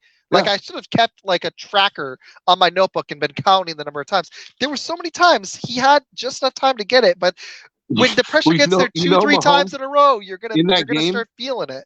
Mahomes had 1,000 yards rushing in that game. Yeah, The yeah, problem was it I did wasn't see going that. forward. That was the only problem. It was all lateral yards, like 1,000 yards in that game, dude. He had 1,000 yard season in one game. Like, that's what I'm saying. Like, That was but crazy. the Chiefs beat themselves. No, So the Raiders took that game. That was what was so right, impressive and so about it. that's what I'm saying. Sometimes you just gotta have faith in your team, man. Like, Okay, so I let's think do. I see them going to the playoffs, and we'll You see see what they Green do at Bay? the playoffs. If Okay, they so draw Detroit, you got a chance. what I'm gonna do, I want to do some playoff talk, and then at the end, Why don't we I'm gonna do the ask you if picks you. real quick? Let's Let's get through do. the picks so that we can make Okay. sure that you get them done. Well, all right. So we've got. I'll zip through them, and then let's do some more playoffs. Okay, Pittsburgh, Baltimore. I was leaning Pittsburgh. Because Yeah, Baltimore it sent doesn't really matter. everybody. Pittsburgh's playing for everything, and Baltimore's playing for nothing. So, I would say Pittsburgh. I had Houston beating Indy, and I think we already talked that one early. So Yeah. I'm with Houston. I think since he beats Cleveland, Flacco's sitting. Cleveland's got nothing to play for. They're the 5 seed. Yeah. Since he, I don't think can make the playoffs anyways. But they're at home. They're favored by 7. I'm gonna go Cincy. If Cincy loses to Cleveland's backups, that's pretty bad. That sucks. That's I've got Detroit, even though they don't really have a lot to play for. Minnesota's done, and they're out Minnesota of the has no playoffs. quarterback. They have no quarterback. Mullins isn't great, and Detroit probably will want to stay a little fresh, and they have a chance to move up to the 2 seed. So it's not a nothing game. Yeah. It's a slim chance. They need Dallas to blow it, but they would Well, want to get. that's They not would want. impossible. No, it's not, because Dallas can screw up at the worst time. They're great at that. So Yeah. I think Detroit has. They want to get the 2 seed and get 2 home games, or at least one. Until the NFC Championship. Definitely, I would go Detroit as well. Okay, this one's tough. I hate these teams. Play for Jacksonville in Tennessee. I was leaning Jacksonville. I hate Tennessee. They suck. Is Trevor Lawrence playing? Let me get that injury report. Hold on. Because he has an AC joint in his shoulder that's messed up. Yeah. So even if he does play, his throwing motion is going to be off. Even if it's his non-throwing shoulder, like a shoulder injury to a quarterback, even if it's their non-throwing shoulder, affects their throwing motion. Questionable. They're going to play him. They're going to play him. Yeah, questionable to me means he's going to play. So I would take Jacksonville. Tennessee hasn't. They let me down last week, and they suck. I picked them last week. Jacksonville sucks too, but it's because of injuries. Like when Jacksonville's healthy, they're actually a pretty decent squad. Especially with Christian Kirk, he showed how valuable he is to that team on their offense this year. I think Zay Jones also is. He's kind of the unsung hero. Like Zay Jones is a former Raider, so I know all about Zay Jones, and he makes clutch catches. Man, he's just not a number 1 guy. But when you can put him in as the number 2 or 3 guy, like he's gonna come through for you, and he makes plays at key times when you need, like when your first guy is covered, and he's that safety valve. Zay Jones is a good, reliable guy. I like Zay Jones. I do too. It's a deeper conversation about Lawrence. We'll get into it. I was leaning Patriots over Jets because they've owned the Jets, and Bill Belichick wants that wins record, and why not keep winning? They've been playing much better recently. I was leaning Patriots, and the Jets can't do anything against them. I mean, that's a tough one though. The Patriots. It's in New England. Yeah, I would give New England the edge because they're at home, and the Jets' quarterback situation is so dire. I mean, the Patriots is too, but the Jets' defense is really good though, and I don't know how Mac Jones is going to do against. I think that's going to be like a 14-12 game, whichever team wins. Seriously, I think it's going to be like a 9-3 game. The over-under's 30.5. And honestly, I think I'd pick the under. Like legit, that means one team could win 17-13 and they wouldn't even clear the over-under. which I could totally see happening. I agree with you. I don't know how the Patriots are going to get points, but I don't know how the Jets are either. The Patriots D has played better recently. That's a tough It's one. going to If you come think down to Jets, I'll whoever. pick them. It's going to come down to whoever kicks a field goal at the end, So like the that's a Raiders toss-up. Minnesota game a few weeks ago. Oh yeah, that's true. Um, they're actually both. You're looking at the fifth and sixth defenses in yards. Jets are fifth. The Patriots are up to sixth. In points, they're both middle of the pack.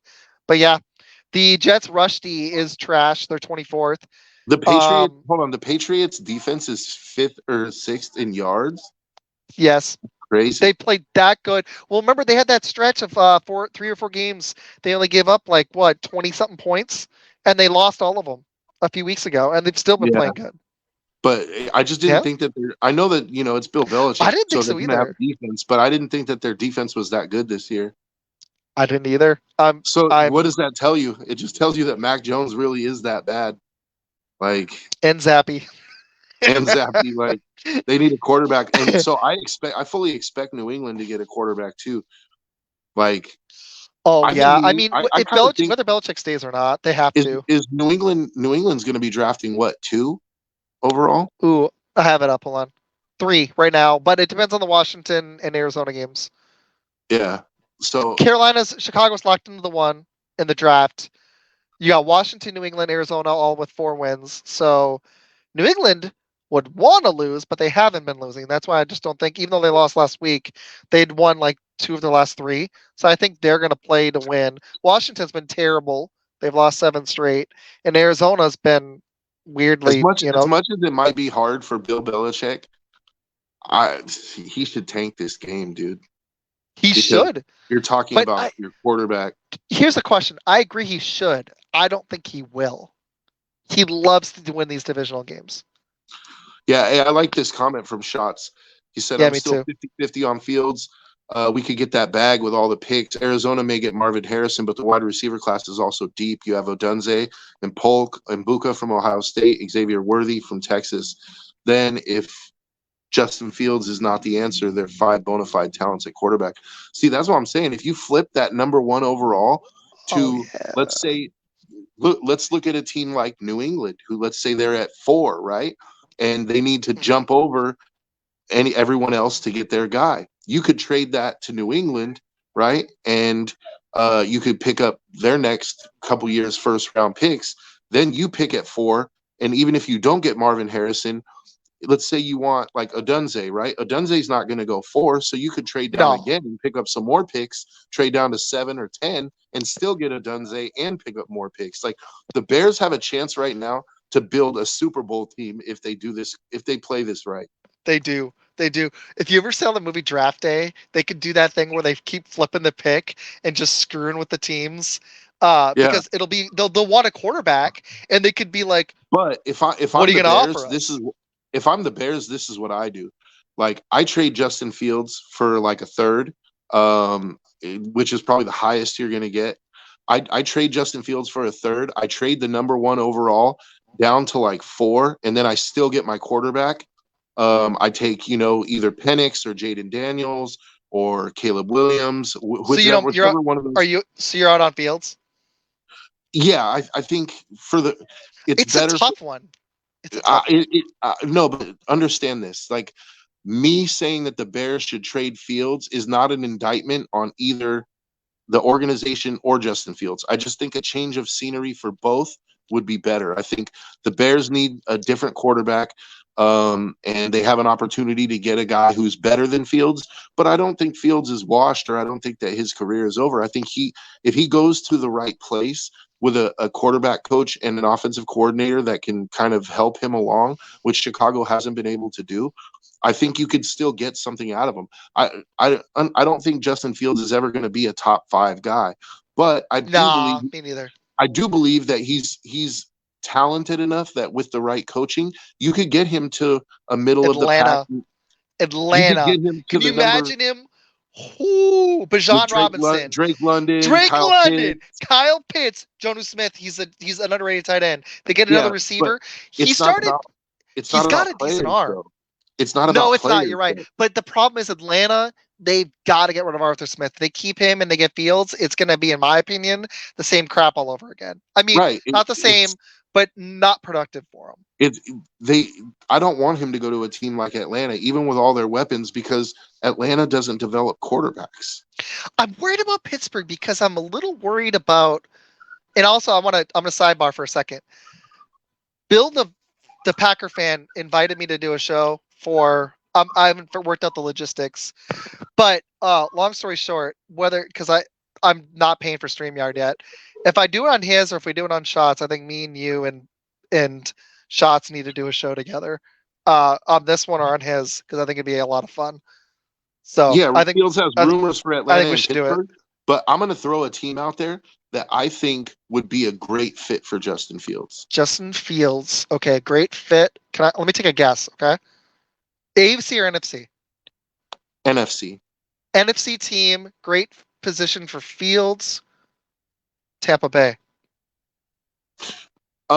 That wasn't my pick, but that would be, I think I think they but I might think keep Tampa's Baker. sold on Baker. I think Yeah. they've already said Okay. that they're going to sign him to a deal after the season. Not No, Baker. my pick. Oh, you want to guess again? What about Minnesota?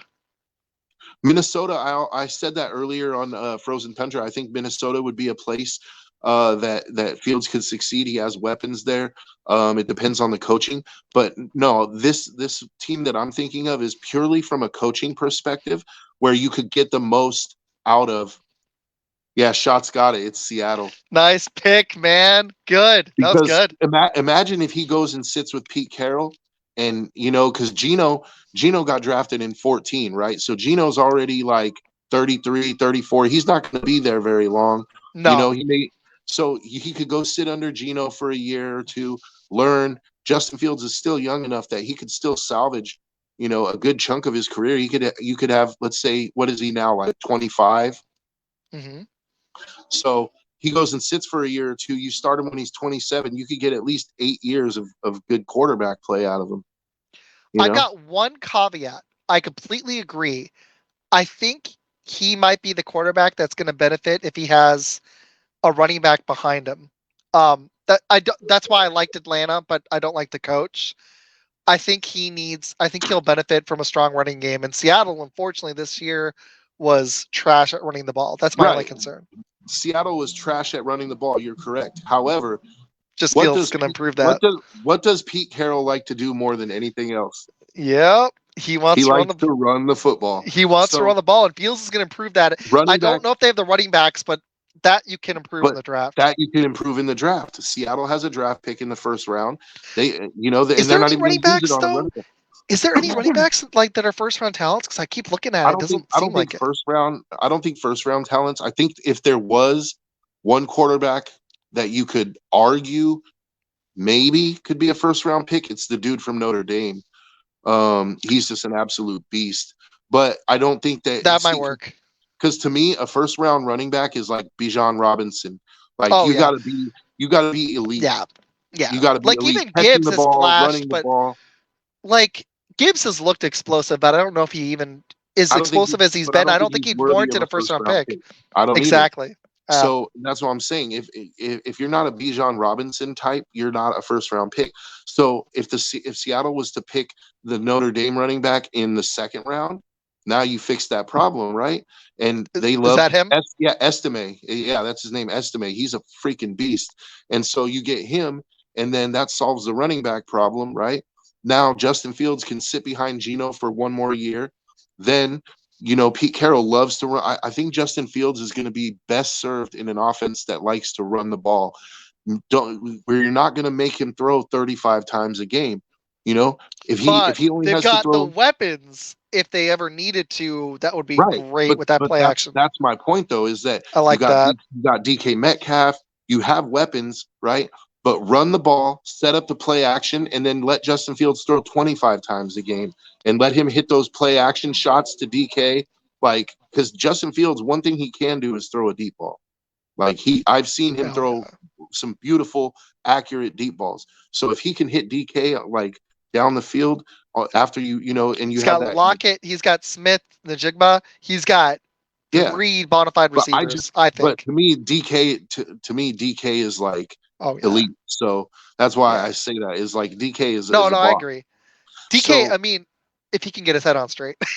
yeah, DK is a boss. So like that's why I said I think Seattle would be an awesome position for him, and I think it's under the radar. I think Seattle is looking to improve their quarterback position, like, but I don't necessarily know if they're going to want to take a guy because Seattle is going to pick somewhere in the middle of the pack. I don't know if they're going to want to take a Bo Nix or something like that. When you could trade a third round pick, get Justin Fields, run with Geno for one more year, or you could even bring Fields in and start him now and then just let him improve under Carroll this I got year. a, And I got a sneaky one for you. It'll never happen. It's the same division. It'll never happen. What about Detroit if they decide they're done with Goff?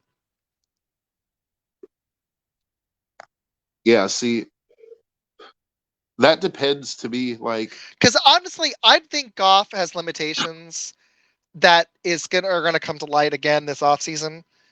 I mean, this is a lot of quarterbacks. It's not like groundbreaking, but to me, like Purdy, but even worse. Like when if you that get him under Packer, pressure, when he you get him makes under mistakes. pressure, man, he can just wreck a game. That's why the Packers won that Thanksgiving game. Honestly, they changed it in the first quarter. They didn't even. I agree. I don't see it, but really, do you want to commit to Goff long term? I don't think like. I I don't think think there's they a want to ceiling. commit. I don't think they want to commit. That's I don't think why they I don't want to think they commit want to. long term. But I also think that Dan Campbell might be afraid to blow up what he's got going right now because I he's agree. I agree. they've built something there, and I really respect what Detroit has done in the last few years. They've drafted well, Oh yeah. even the Oh yeah. guys. Let's say that if they drafted him a little too soon, like Jack Campbell, right?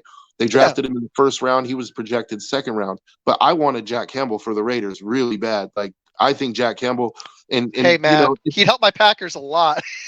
it's his rookie year. I know Yeah. he's not an all pro or anything, but I do believe when I watched Jack Campbell play at Iowa, I said to myself, that's the next Brian Urlacher. That's what I said to That's a myself. good comparison. I like that one. That's what I Yeah. said to myself. I gotta watch more college. Like it filters so much in. It's just hard to watch football all weekend, every weekend with the wife. So, Gibbs has But yeah, shown something. Jack Campbell I thought was a great pick, even if they did pick him too early. But I don't blame them because, if what if he's gone by the time you go to get him in the second round? Like if you want your guy, go get your guy. Like I agree with you. And I mean, they if made he some other good pans picks out, too. if he St. pans out, Brown, they've got weapons on offense. If Jameson ever could pan out, but yeah, they went out and got Peoples Jones, which was an interesting move. But they they still got have St. they got Brown. a They've defense. got they've got they've got Laporta. Man, that was a home run. Laporta's really good, but then they've also their defense. I mean, Hutchinson is no joke, dude. Like Oh Hutchinson, yeah, he's special. Branch has been good. If they can get another pass rusher to pair with Hutchinson, that is you're it's talking, so yeah, hard. It's so hard to get two. That's what's difficult in the NFL. Like that's the Cowboys' problem is sometimes DeMarcus Lawrence doesn't get consistent pressure, and you can just double team Parsons and take him out of the game. And or the easier thing, the way to take Parsons out of the game is run it right at him because he's just not as strong against the run at yeah. all. And they're massively undersized, so you can just run it right at them. But when you have two legit, that's what I'm so impressed with Crosby this year, even though Kuntz has been good. When you've got two pass rushers, or three, that's when it starts Ideal, just yeah. It's because you riches can't double upon team. riches, dude. Right? The rich get Mm-hmm. richer. It's like the Niners, dude. Like how they went out and Oh got Chase yeah, Young. Like genius, you know, genius move. I dude, saw that and I was like, I wanted Chase Young for the Raiders. I was like, dude, if you put him on oh the other side yeah, of Crosby, oh my lord, oh god, that would be special. Okay, yeah. But let's hit our it's picks. special with him and Bosa too. Like you Oh know, yeah, man. Oh, that's why. Like, if the Packers, I like Gary. If they can get another pass rusher that's lethal, it might be I Van think you Ness. got the It might guy. I be think Van Van Ness could Ness. be the guy. I It do. could be just But you unleash got to Van but you Ness. got to put his hand in the dirt. That's my opinion. You got to Hit. bulk him up and get him in the weight room in the off season. Put on 15 pounds of muscle and get him on the ground with his hand on the Here's what. ground. Here's what I want to do: a 4-3, like you said. Put Clark in the middle.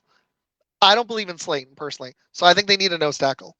But you got you put Preston on one side, you put Clark in the middle, and you put you put Van Ness, you could put him at outside linebacker, or you could put Gary at the other. It doesn't matter. You could put one of them at defensive end and have the other one outside linebacker. Move Preston to defensive end, and you've got all three of them playing at the same time. Mm-hmm. Even if you draft another guy, that's already, I think, an improvement. Thing you could do. Here's another thing you could do is you could put Van Ness at one defensive end. You could put Gary at the other defensive end.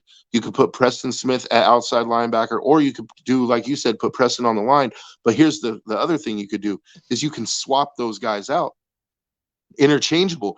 All of a sudden, it's like this play, Gary is an outside linebacker. This play, Gary's a defensive end. You can move them around so much, like you could cause real confusion for teams, like for as far as blocking, you know. I agree. If they get another nose tackle, I think it'll massively improve our. I know they say Slayton's been good against the run. I'm sorry, that's only been the last couple of games. We played Carolina and Minnesota. Not the best teams for running the ball, even with Ty Chandler having that one game. So I don't. Sorry, I can't really take that into account. So, he hasn't been that great. I think the Bears should trade Justin Fields to Seattle, and just because I want to see Justin Fields succeed, and I think Pete Carroll could help him. And then also, I wouldn't mind him going to the Raiders either, because like I would. Yeah. Depending on who we get as an offensive coordinator, I would love to see Justin Fields throwing deep balls to Devontae.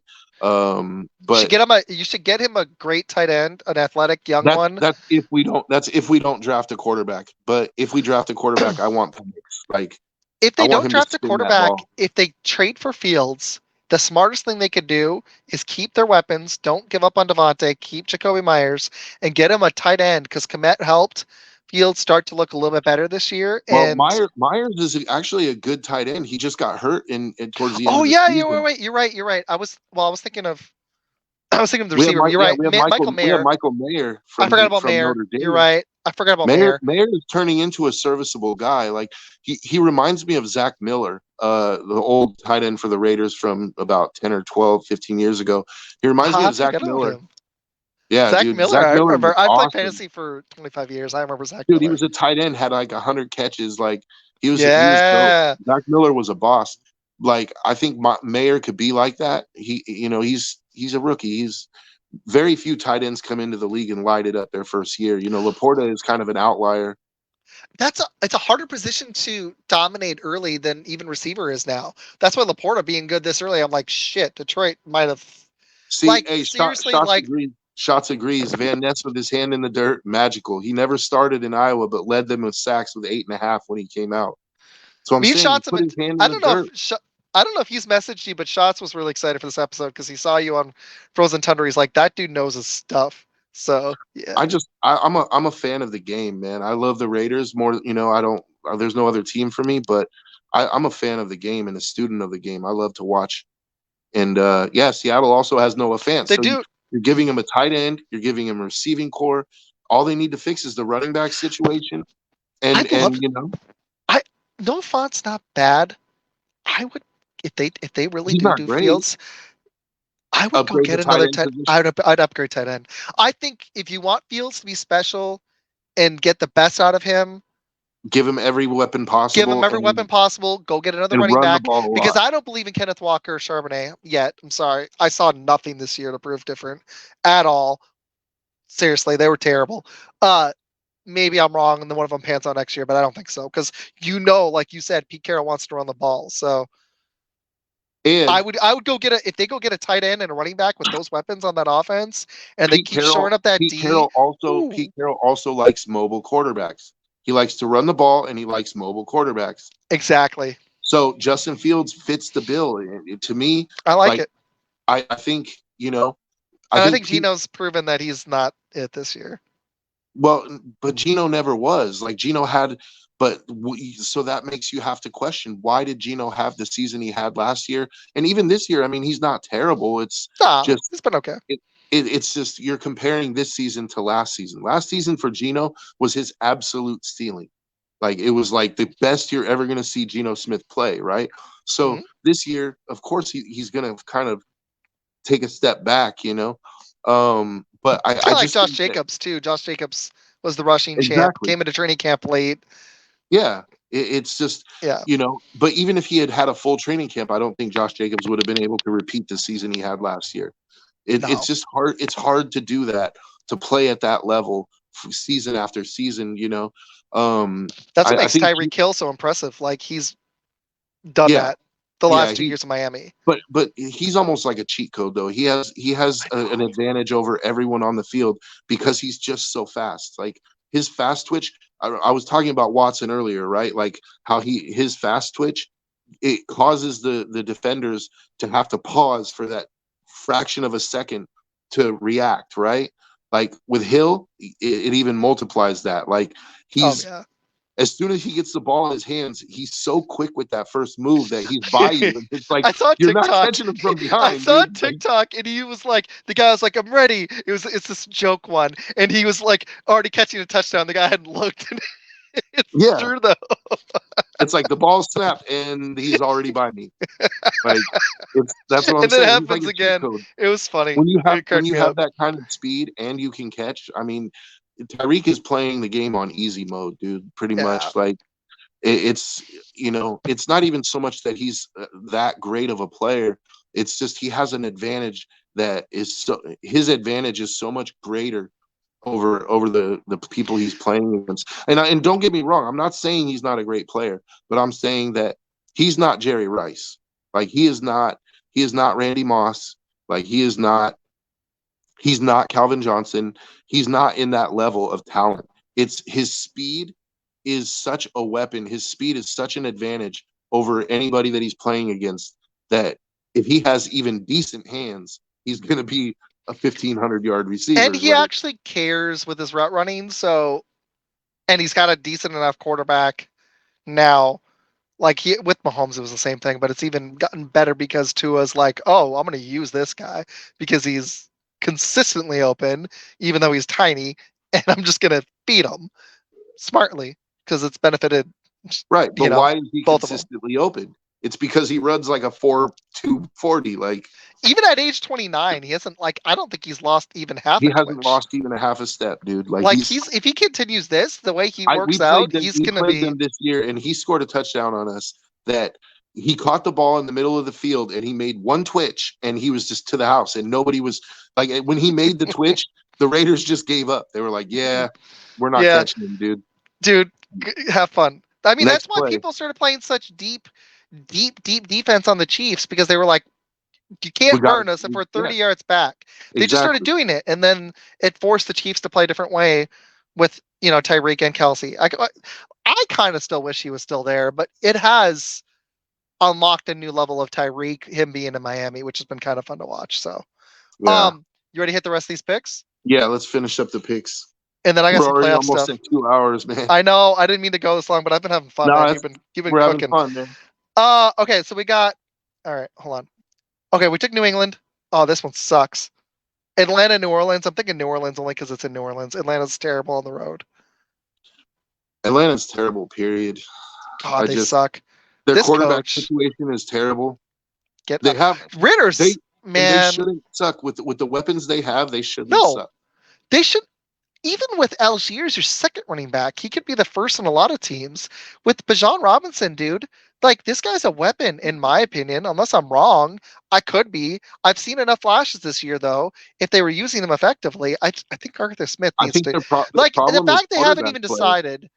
Yeah, it's probably more quarterback than coach, but man, that division is full of quarterback coach problems. Seriously, Man, I mean, like you're starting Desmond Ritter. Like you have Drake London and you're starting Desmond Ritter. Like you know, and Desmond. to be fair, Yeah, I rooted for Desmond Ritter. I watched him I play know. in Cincinnati, and he was good, and I hope that he would make it, but he doesn't have it.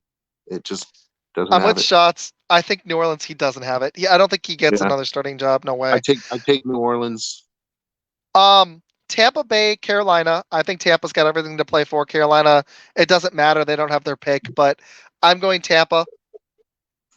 Yeah, Green Bay, Chicago. We already talked about that one. Going Green yeah. Bay. Oh, here's your game. Denver Raiders.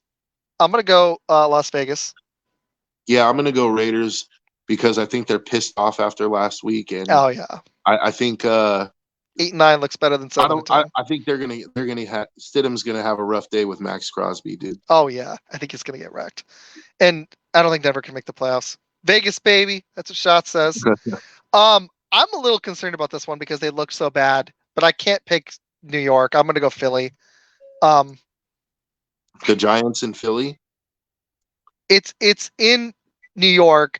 If Philly has any resiliency, they've got to be pissed off after losing last week and blowing the division, don't they?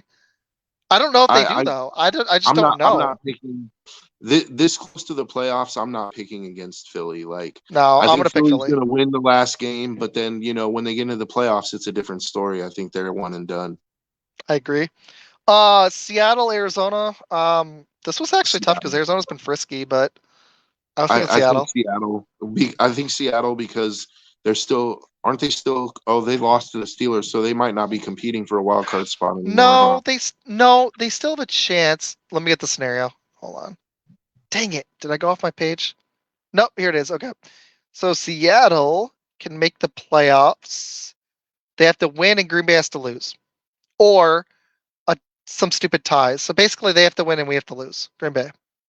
So they can still make it. So they've got everything to play for. So yeah, but it comes down to they got to knock you guys out. Yeah. I So, but still I think mean, so they're Seattle playing wins. Arizona. They got to hope that we lose. But yeah, I still think Seattle wins. yeah, me too. Um, KC, Chargers. The Chargers are favored by 3.5, but they like, other than that decent effort against Buffalo, even with the new coach, they haven't The shown me much with stick. Chargers are going to get stomped. Yeah, I don't see why they're favored, unless KC's sitting Mahomes, which they might be. But are they locked into the 3? Let me look. Is KC locked It in? doesn't matter. Casey's backups are good enough to beat the Chargers. I think KC might be locked into the 3 actually. Yeah, I still think KC wins. Kansas City's backups are good enough Yeah, to beat the yeah, Chargers right yeah. I now. agree. The I Chargers are and it's not that the Chargers are devoid of talent. They're a beaten and broken team right now. Like their coach is gone and they're happy about him being gone, but you didn't see the same galvanizing effect that happened with the Raiders. Like, but it'll be interesting to see who the Chargers hire in the offseason as their coach. Like, because Yep. there's a lot on the table there there's a lot that's attractive for a head coach. You come in, Oh you got yeah. Herbert, you got it, some players on defense. Eckler will probably be gone. I think you have to get younger at the receiver position. I think Keenan Mm-hmm. Allen needs to go. Which sucks because he's massively talented. Yeah, but he's injured too much. He's a He liability at thinks this point. Harbaugh. I've been hearing Um, that. We'll see. I've actually heard Harbaugh is either going to Chicago or the Raiders, I've heard that too. I've heard those and three. I really, really hope it's not the Raiders. Not anything against Harbaugh. He's a great coach. Oh, I don't Like I blame you. would any other year, I would totally be juiced to have Harbaugh. But I think AP deserves it with how hard he's worked and how he turned the team around. I really want to see what he could do with a quarterback of his choosing and A picking full his own season. offensive coordinator in a full season. Like it really depends on his offensive coordinator. And I'm going to throw one out there. It might not be a popular pick because he just got fired, but I think Ken Dorsey would be an awesome offensive coordinator for the Raiders. And I'm I'm going to not. tell You you why. know, I could see why. Like it didn't work out in Buffalo, but they kind of scapegoated him too. I mean, me and It's, Shots, okay. me and Shots talked that one. That was Do interesting you because have I was like, do you have 3 minutes? Do you have 3 minutes for my take? Because yeah, I've been putting this take together. I've been really yeah, thinking about it. shoot, man. Like Ken Dorsey is responsible for Josh Allen. That's my opinion. Ken Dorsey was the quarterbacks coach for Buffalo when Josh Allen was drafted. He Okay. had 2 years where Josh Allen was not really, people wondered if he was it. And then all of a sudden in year 3, Josh Allen is lighting the world on fire. And then Dable is gone a couple years later, and Dable gets all the credit for developing Josh Allen. Dable goes to the Giants. Daniel Jones, they make the playoffs the first year, but then what happens? Like Daniel Jones gets injured and whatnot. But Daniel Jones hasn't ever turned into like Daboll hasn't made him better. Is my point. That's interesting. Ken Dorsey got promoted to the offensive coordinator. Buffalo's still a powerhouse, right? Then all of a sudden this year they fire Dorsey and they start winning. It was an off year, but in my opinion, I think Ken Dorsey, aside from Josh Allen just getting better, like obviously you got to give credit to Josh Allen, but I think Ken Dorsey had a lot to do with that, and as his quarterbacks coach. And Ken Dorsey is I would like to see what he could do with Aiden O'Connell and with our quarterback that we're going to draft, hopefully Penix. I would love to see Ken Dorsey come and do that with our quarterback. But I don't know if he's even on AP's radar. I don't know. But that would be my pick. I would That's pick an Ken interesting Dorsey. take. Might work out actually. He's definitely. I think he'll be available. Yeah, he'll be available because, like I said, he got scapegoated in Buffalo. So right now it's kind of like the guy that nobody wants to The touch because he problem just got fired, and the right? problem is Buffalo looked better on offense after because they kind of went to Cook and things kind of worked out, which sucked for him. Yeah, So but you're right though. Like they needed a scapegoat. To me, people forget it's about the harder to let last. go of the head coach. I don't think McDermott's it. Even though they've turned it around, I I think they need to let McDermott go if they want to see the best and then find a different OC. But if they want to get the best out of this entire roster, not just Josh Allen, I think they need to move on from McDermott. Personally, I think McDermott should have gone before Dorsey. But a head coach, if they're not firing him, he's going to let a coordinator go. He has to. Yeah, That's I think that unfortunately he was just, he had to be the axe man, and Ken Dorsey was the odd man out because he was easy to blame. But I think Ken Dorsey is a great offensive coordinator, and I think he's an even better quarterbacks coach. And so I would love to see him come on and groom the Raiders quarterbacks. That would be great. Can you imagine if they wouldn't be able to talk him to the quarterback coach job? I don't think. No, he would have Probably to be the not. But that'd offensive be fun, coordinator. right? He would have to be the offensive Yeah. coordinator. But here's the thing: is then he can give input on who he thinks would be a good quarterbacks coach, and as an offensive coordinator, he's still going to be working with the quarterbacks every day. So I like what you brought up too because he helped develop Allen, so that actually would work really well with the young quarterback. Because obviously, you guys are going to bring somebody in, even if it's not drafting somebody, even if it is Fields, that actually could benefit Fields too. So you do want somebody that's strong with a quarterback. I like that one actually. That's pretty I good. I hadn't thought actually, of I that. actually, I actually had that take with Fields in mind that I he could like help that a develop lot, Fields.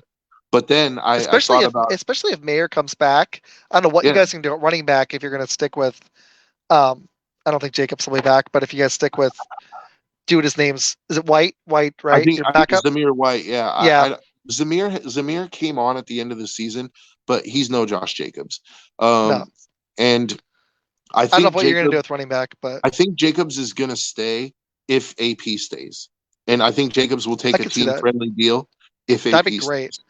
Oh my gosh, if you guys had Josh Jacobs motivated with Justin Fields, with possibly with Dorsey, with these weapons, if Mayer can be it at tight end, because he does need somebody, whether it's a slot receiver or a tight end, I think will really See, benefit Fields over so the middle of the field. Even though if we don't, Devontae though can run any route, so it really doesn't yeah. matter. I've If watched we enough but Devontae if we Adams draft in Green Bay. if we don't draft a quarterback, if we were to trade for Fields, you know what I would like to see if we keep Josh Jacobs, imagine like designed quarterback runs where he fakes the handoff to Jacobs and then because Field use his legs, but because Jacobs is so much of a threat, like that, if it looks like he's getting the ball, he's gonna suck the linebackers up, right? He's Mhm. gonna pull the linebackers up, which leaves that running lane for Fields to run out, to bootleg out, or to those design quarterback runs. Like I think that would open up a whole new element on our offense, it would give us a Ooh. whole new set of Man, plays to run.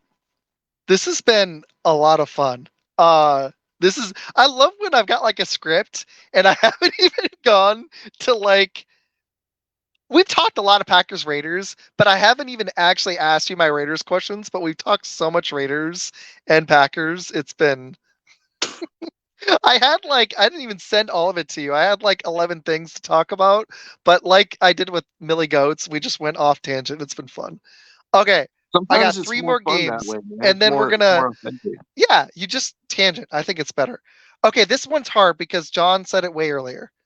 Rams, 49ers. But apparently everyone's sitting. I think it doesn't really matter for the Rams. They're a playoff team regardless. They're either the 7 or the 6. I would think 49ers. Um, If LA is truly not starting Stafford because they don't have a yeah, backup.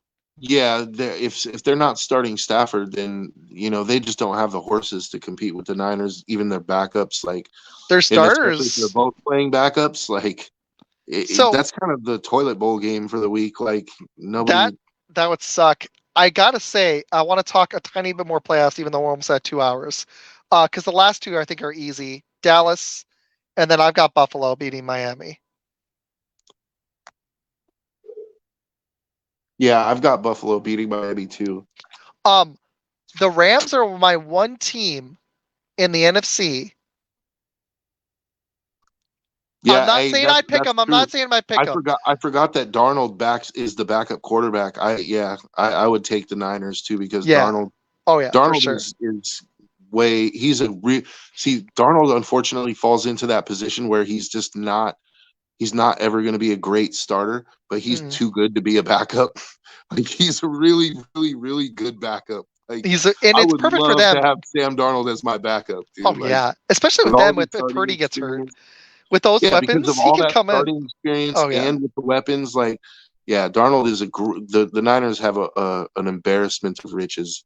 So I don't know if we have time to do my draft thing. I really wanted to do it, but it's okay because we're almost at 2 hours. But I gotta say of the teams in the NFC, because we never talked NFC really. You got San Fran at the 1. Okay, we've done all our picks. You got Dallas or Detroit at the 2, or Philly technically. So it's probably going to be Dallas, Detroit, 2, 3, Tampa, or maybe New Orleans at the 4, but probably Tampa at the 4. Philly's probably the 5. Rams are probably the 6, and either Green Bay or Seattle, maybe Minnesota. I think they've still got a technical chance, but it's either Green Bay or Seattle, or maybe New Orleans at the 7. I actually think the team. I'm not. I would not predict it. I think the Rams are a sneaky tough team. I don't know if they can go into San Fran and beat them, but I like their offensive talent at least. Yeah, I mean, I still wouldn't pick them, but they're the only team. I can't see Dallas is never going to beat San Fran. I don't see no, it. Not in San Fran. Detroit. no. Um, I don't Detroit see would it. have to play an absolutely perfect game, I can't see and it. I Yeah, just I don't think I so actually either. like Detroit better than Dallas, even though they just lost to them. I think Detroit's better. I have no faith in Dallas at all. Dallas is No. they're gonna lose at some point in the playoffs. Not even the NFC title game. Dallas is gonna lose, Dallas might get lucky enough to get to the NFC title game if they but score then the they're 2 gonna get because smacked they're by going to the play Niners. Green Bay and then they might play the Rams and lose to them. They might Honestly, actually. I would pick Green Bay over Dallas right now. To be honest, Man, we've just been so wildly up and down, but if we play our A game, we could go to get yeah, Dallas. The I way think Jordan Love's playing, if he plays with never confidence, never underestimate the Cowboys choke. Like their postseason oh choke. gosh, that would just destroy Cowboy fans because then they'd be like, it would be some stupid ref call and they'd bitch about it for years like they do with And see, everything. and And the funny thing is that the Cowboys, if they do lose in the playoffs, right? Like they're gonna fire Mike McCarthy. And they're after gonna blame losing to Mike Green McCarthy. Bay, Yeah, but they're gonna blame Mike McCarthy like it hasn't been the problem of every single Cowboys coach for the last 25 years. Like Jerry won't hire the coach that's going to get the job done, and it's he not has to do it coaching. his way. It's It's not. Jerry's I don't fault. think. I don't think it's coaching that is their problem. It's I Jerry think that Jones. I think the Cowboys are just cursed, man. I think they Did just have Jerry some sort of just curse. Jerry will not relinquish control, and he can draft, but he drafts the way he wants. It does get some talent, but I'm not going to lie, they get some talent, but they also have not gone out there and gotten the right coach that you need to win a Super Bowl. Mike McCarthy, yes, he won a Super Bowl with Green Bay, but he was riding a Hall of Fame talented offensive player. He had Charles Woodson on the defense. That was hard not to lose a Super Bowl. You Yeah, should have won a Super Bowl. I'm sorry. but At least one. That Steelers team that they beat was really good too. They were. That was a hell of a coaching job. I got to give So it to him on that one run. He did get it done. but see, I don't blame Mike McCarthy if they lose in the No, playoff. I Like mean, I, it's not him. but the Cowboys are going to blame Mike McCarthy. Like that's what They they do. they're gonna have to scapegoat. It's not Dak, even though I'm gonna be honest, Dak has talent, but I don't think I don't think Dak I is. actually have more faith. I have more faith in Lamar Jackson in this playoff run than I do with Dak. Yeah, Seriously, and Dak. that's saying a lot. See, look, it's Dak can't do it. He just can't do it. this take is going to get me crucified, but Do it. Dak I want to show Cowboy fans the end of this episode because we're about to wrap in a minute. Dak is not a Super Bowl quarterback. Nope. Like Look at this team, man. This Dak is a team's stacked. 45 Dak is a 4,500 yard a season quarterback. He's to get you to the playoffs, to get you the number one seed quarterback. But in the playoffs, he's just not. He's not going to And he's elevate the team. and the only thing that's funny is he's only gotten them to one seed like once. Like he can't even. No, but what I'm saying is I he's agree with you. He's good enough to get you Super Bowl there quarterback. to the Super Bowl playoffs. quarterback elevate other than Trent Dilfer. Super Bowl quarterbacks elevate the team around them. They will them to win, dude. And like Or you're riding an elite defense like you got a Joe Flacco, but Joe Flacco still played great with Baltimore 10 years ago and had a run. You cannot forget that playoff magic, the Flacco magic.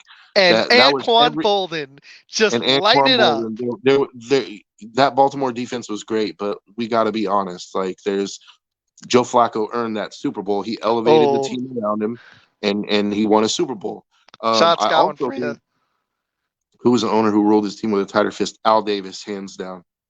Al Davis fired coaches mid-season on a projector. Like Dak is a paper champion. Man, I completely agree with both you guys. That's what I'm saying. Dak is a paper tiger. That Buffalo game showed his true colors. How many yards did he have in the at the fourth quarter start? Like 80 yards. I was talking with a Cowboys fan today. You know what he did?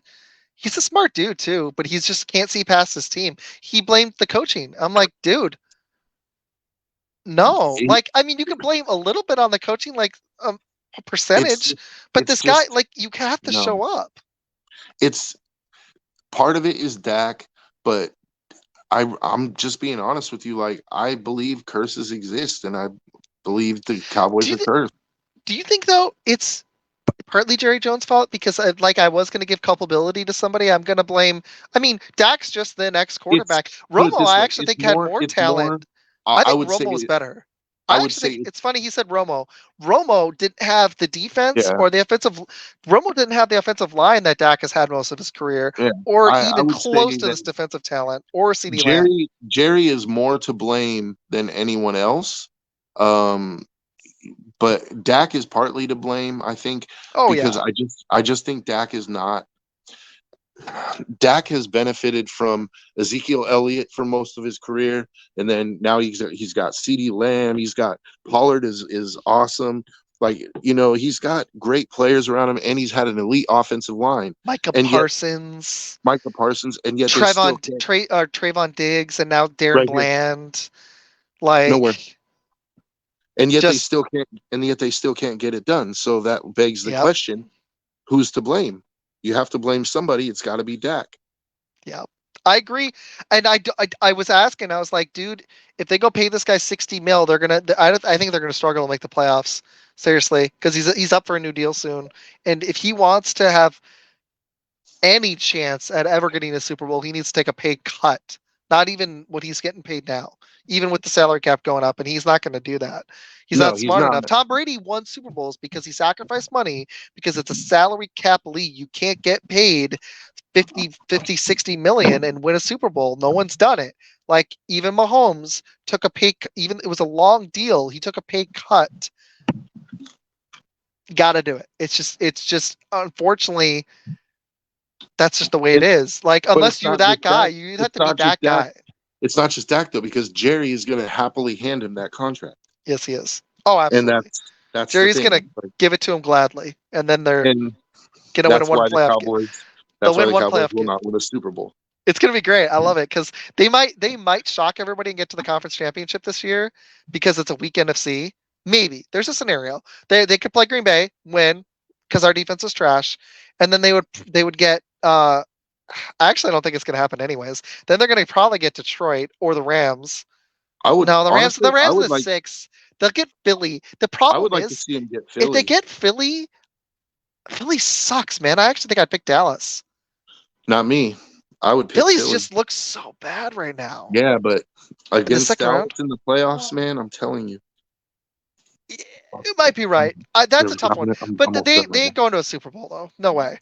Like San Fran would have to lose Purdy or something. It's not going to happen. Yeah, no, but I'm just saying. I think Philly. I would take Philly over Dallas because You think they'll figure it out? Dallas is gonna. It's not even that they figure it out. It's just Dallas is going to choke. they're the team that sucks less in the playoffs. Dallas just chokes. Dallas is a Philly's great body regular language. season.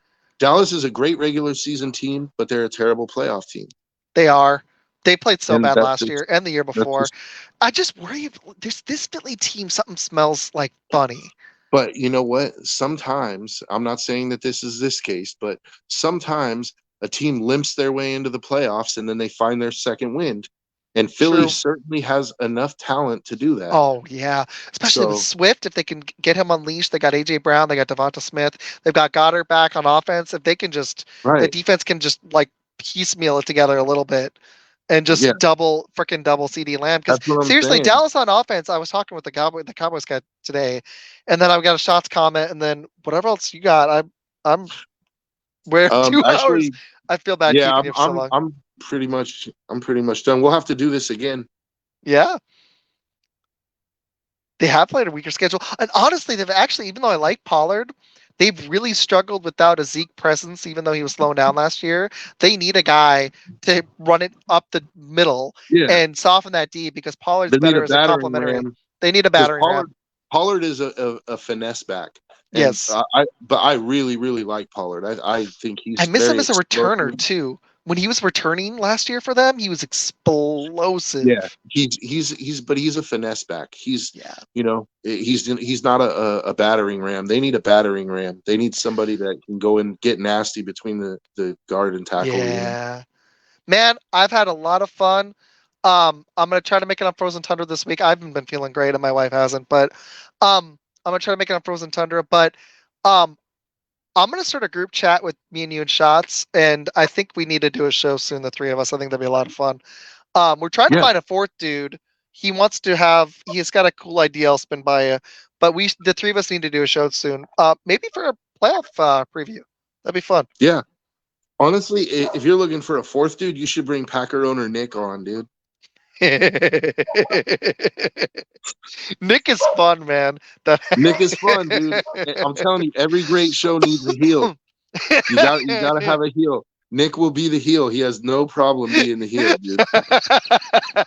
So Nick, as you can see already from this show, like Nick does crack me up. Whether I'm watching or I'm on, the way he trashes the other teams in the division, it's just the best. It's good. I agree. You gotta have a little trash talk. It's football, man. Like, yeah, football is more fun with a little trash talk. As long as Hey, if they make the playoffs, I'm gonna ask Nick to come on here, or I'll figure out a way to get more than two on. Either through Bill of Packer fans, or we'll do it on Shots Show, and we'll do a Packer. If they play the Cowboys, I think the four of us need to do a show next week. That'd be fun. Yeah, I'm down, man. Just this was fun, dude. Thank you for hanging out so long too. I appreciate it. So we were tangenting, and I like last week. I was just having fun with it. I had a good time too, man, and I'm down to do it again. Thanks, man. Just let me know, man. We'll do it next week. Shots had a lot of fun too. Bill will be back. We'll do our playoff picks too. He's in Disney World, so thanks for filling in, man. And I hope we get these picks right. We've we sucked last week. We got like 9 out of 16. We freaking picked Seattle. Well, no, we picked Seattle to lose. That one burned me. And we picked Minnesota because I didn't believe in Green Bay on the road. So what are you gonna do? You can't win them all, man. Like I said, But hopefully our playoff picks will be hopefully the playoff picks will be better, because I really believe like the Browns and the Bills are going to be the real contenders this year. I think so too. I do. I'm predicting. On a side note, I just want to say I really would be happy to see either the Browns or the Bills win a Super Bowl, because their fan base deserves it, man. Oh, that'd be great. Like, I think it's you going to know, be San Fran, and I think it's going to be. I actually think I'm thinking Buffalo. I'm if they're thinking San smart and they Fran and unlock Buffalo. Cook, I'm thinking San Fran Buffalo too. I have a weird guts, like my gut feeling that Cleveland's going to find a way. I That wouldn't be Flacco's going to against that continue either. this run. I have a weird feeling. I think that would be a really good game too with Cleveland's defense. Like, Yeah, seeing how they match up against the weapons the Niners have, that would. How do you that'd be stop all fun. of them? It's Well, going to be the interesting. only thing is, am I right on this? Really quick before we wrap, has Cleveland's D on the road been the same as at home, or have they been a little bit off? I They've haven't seen just all their games, their defense has been good all season, and I mean just except for a couple games, right? There was a couple bad ones, but every team has a but couple every bad team, ones. Even good yeah, defenses have a couple bad ones, you know. yeah, But overall, their defense is honestly, I think in my Baltimore and opinion, them. their defense is the biggest reason that they are where they are right now. It's not Oh Flacco. yeah, Their oh defense yeah. is what is keeping them in games and allowing Flacco to do what he does. You know, Miles Garrett is playing insane, and you That's the know, only reason I like Baltimore is because since they got Roquan Smith and now they have and Patrick Queen just continuing to dominate, that defense has been mostly lights out, and their wins have been so loud recently, and they seem to be peaking.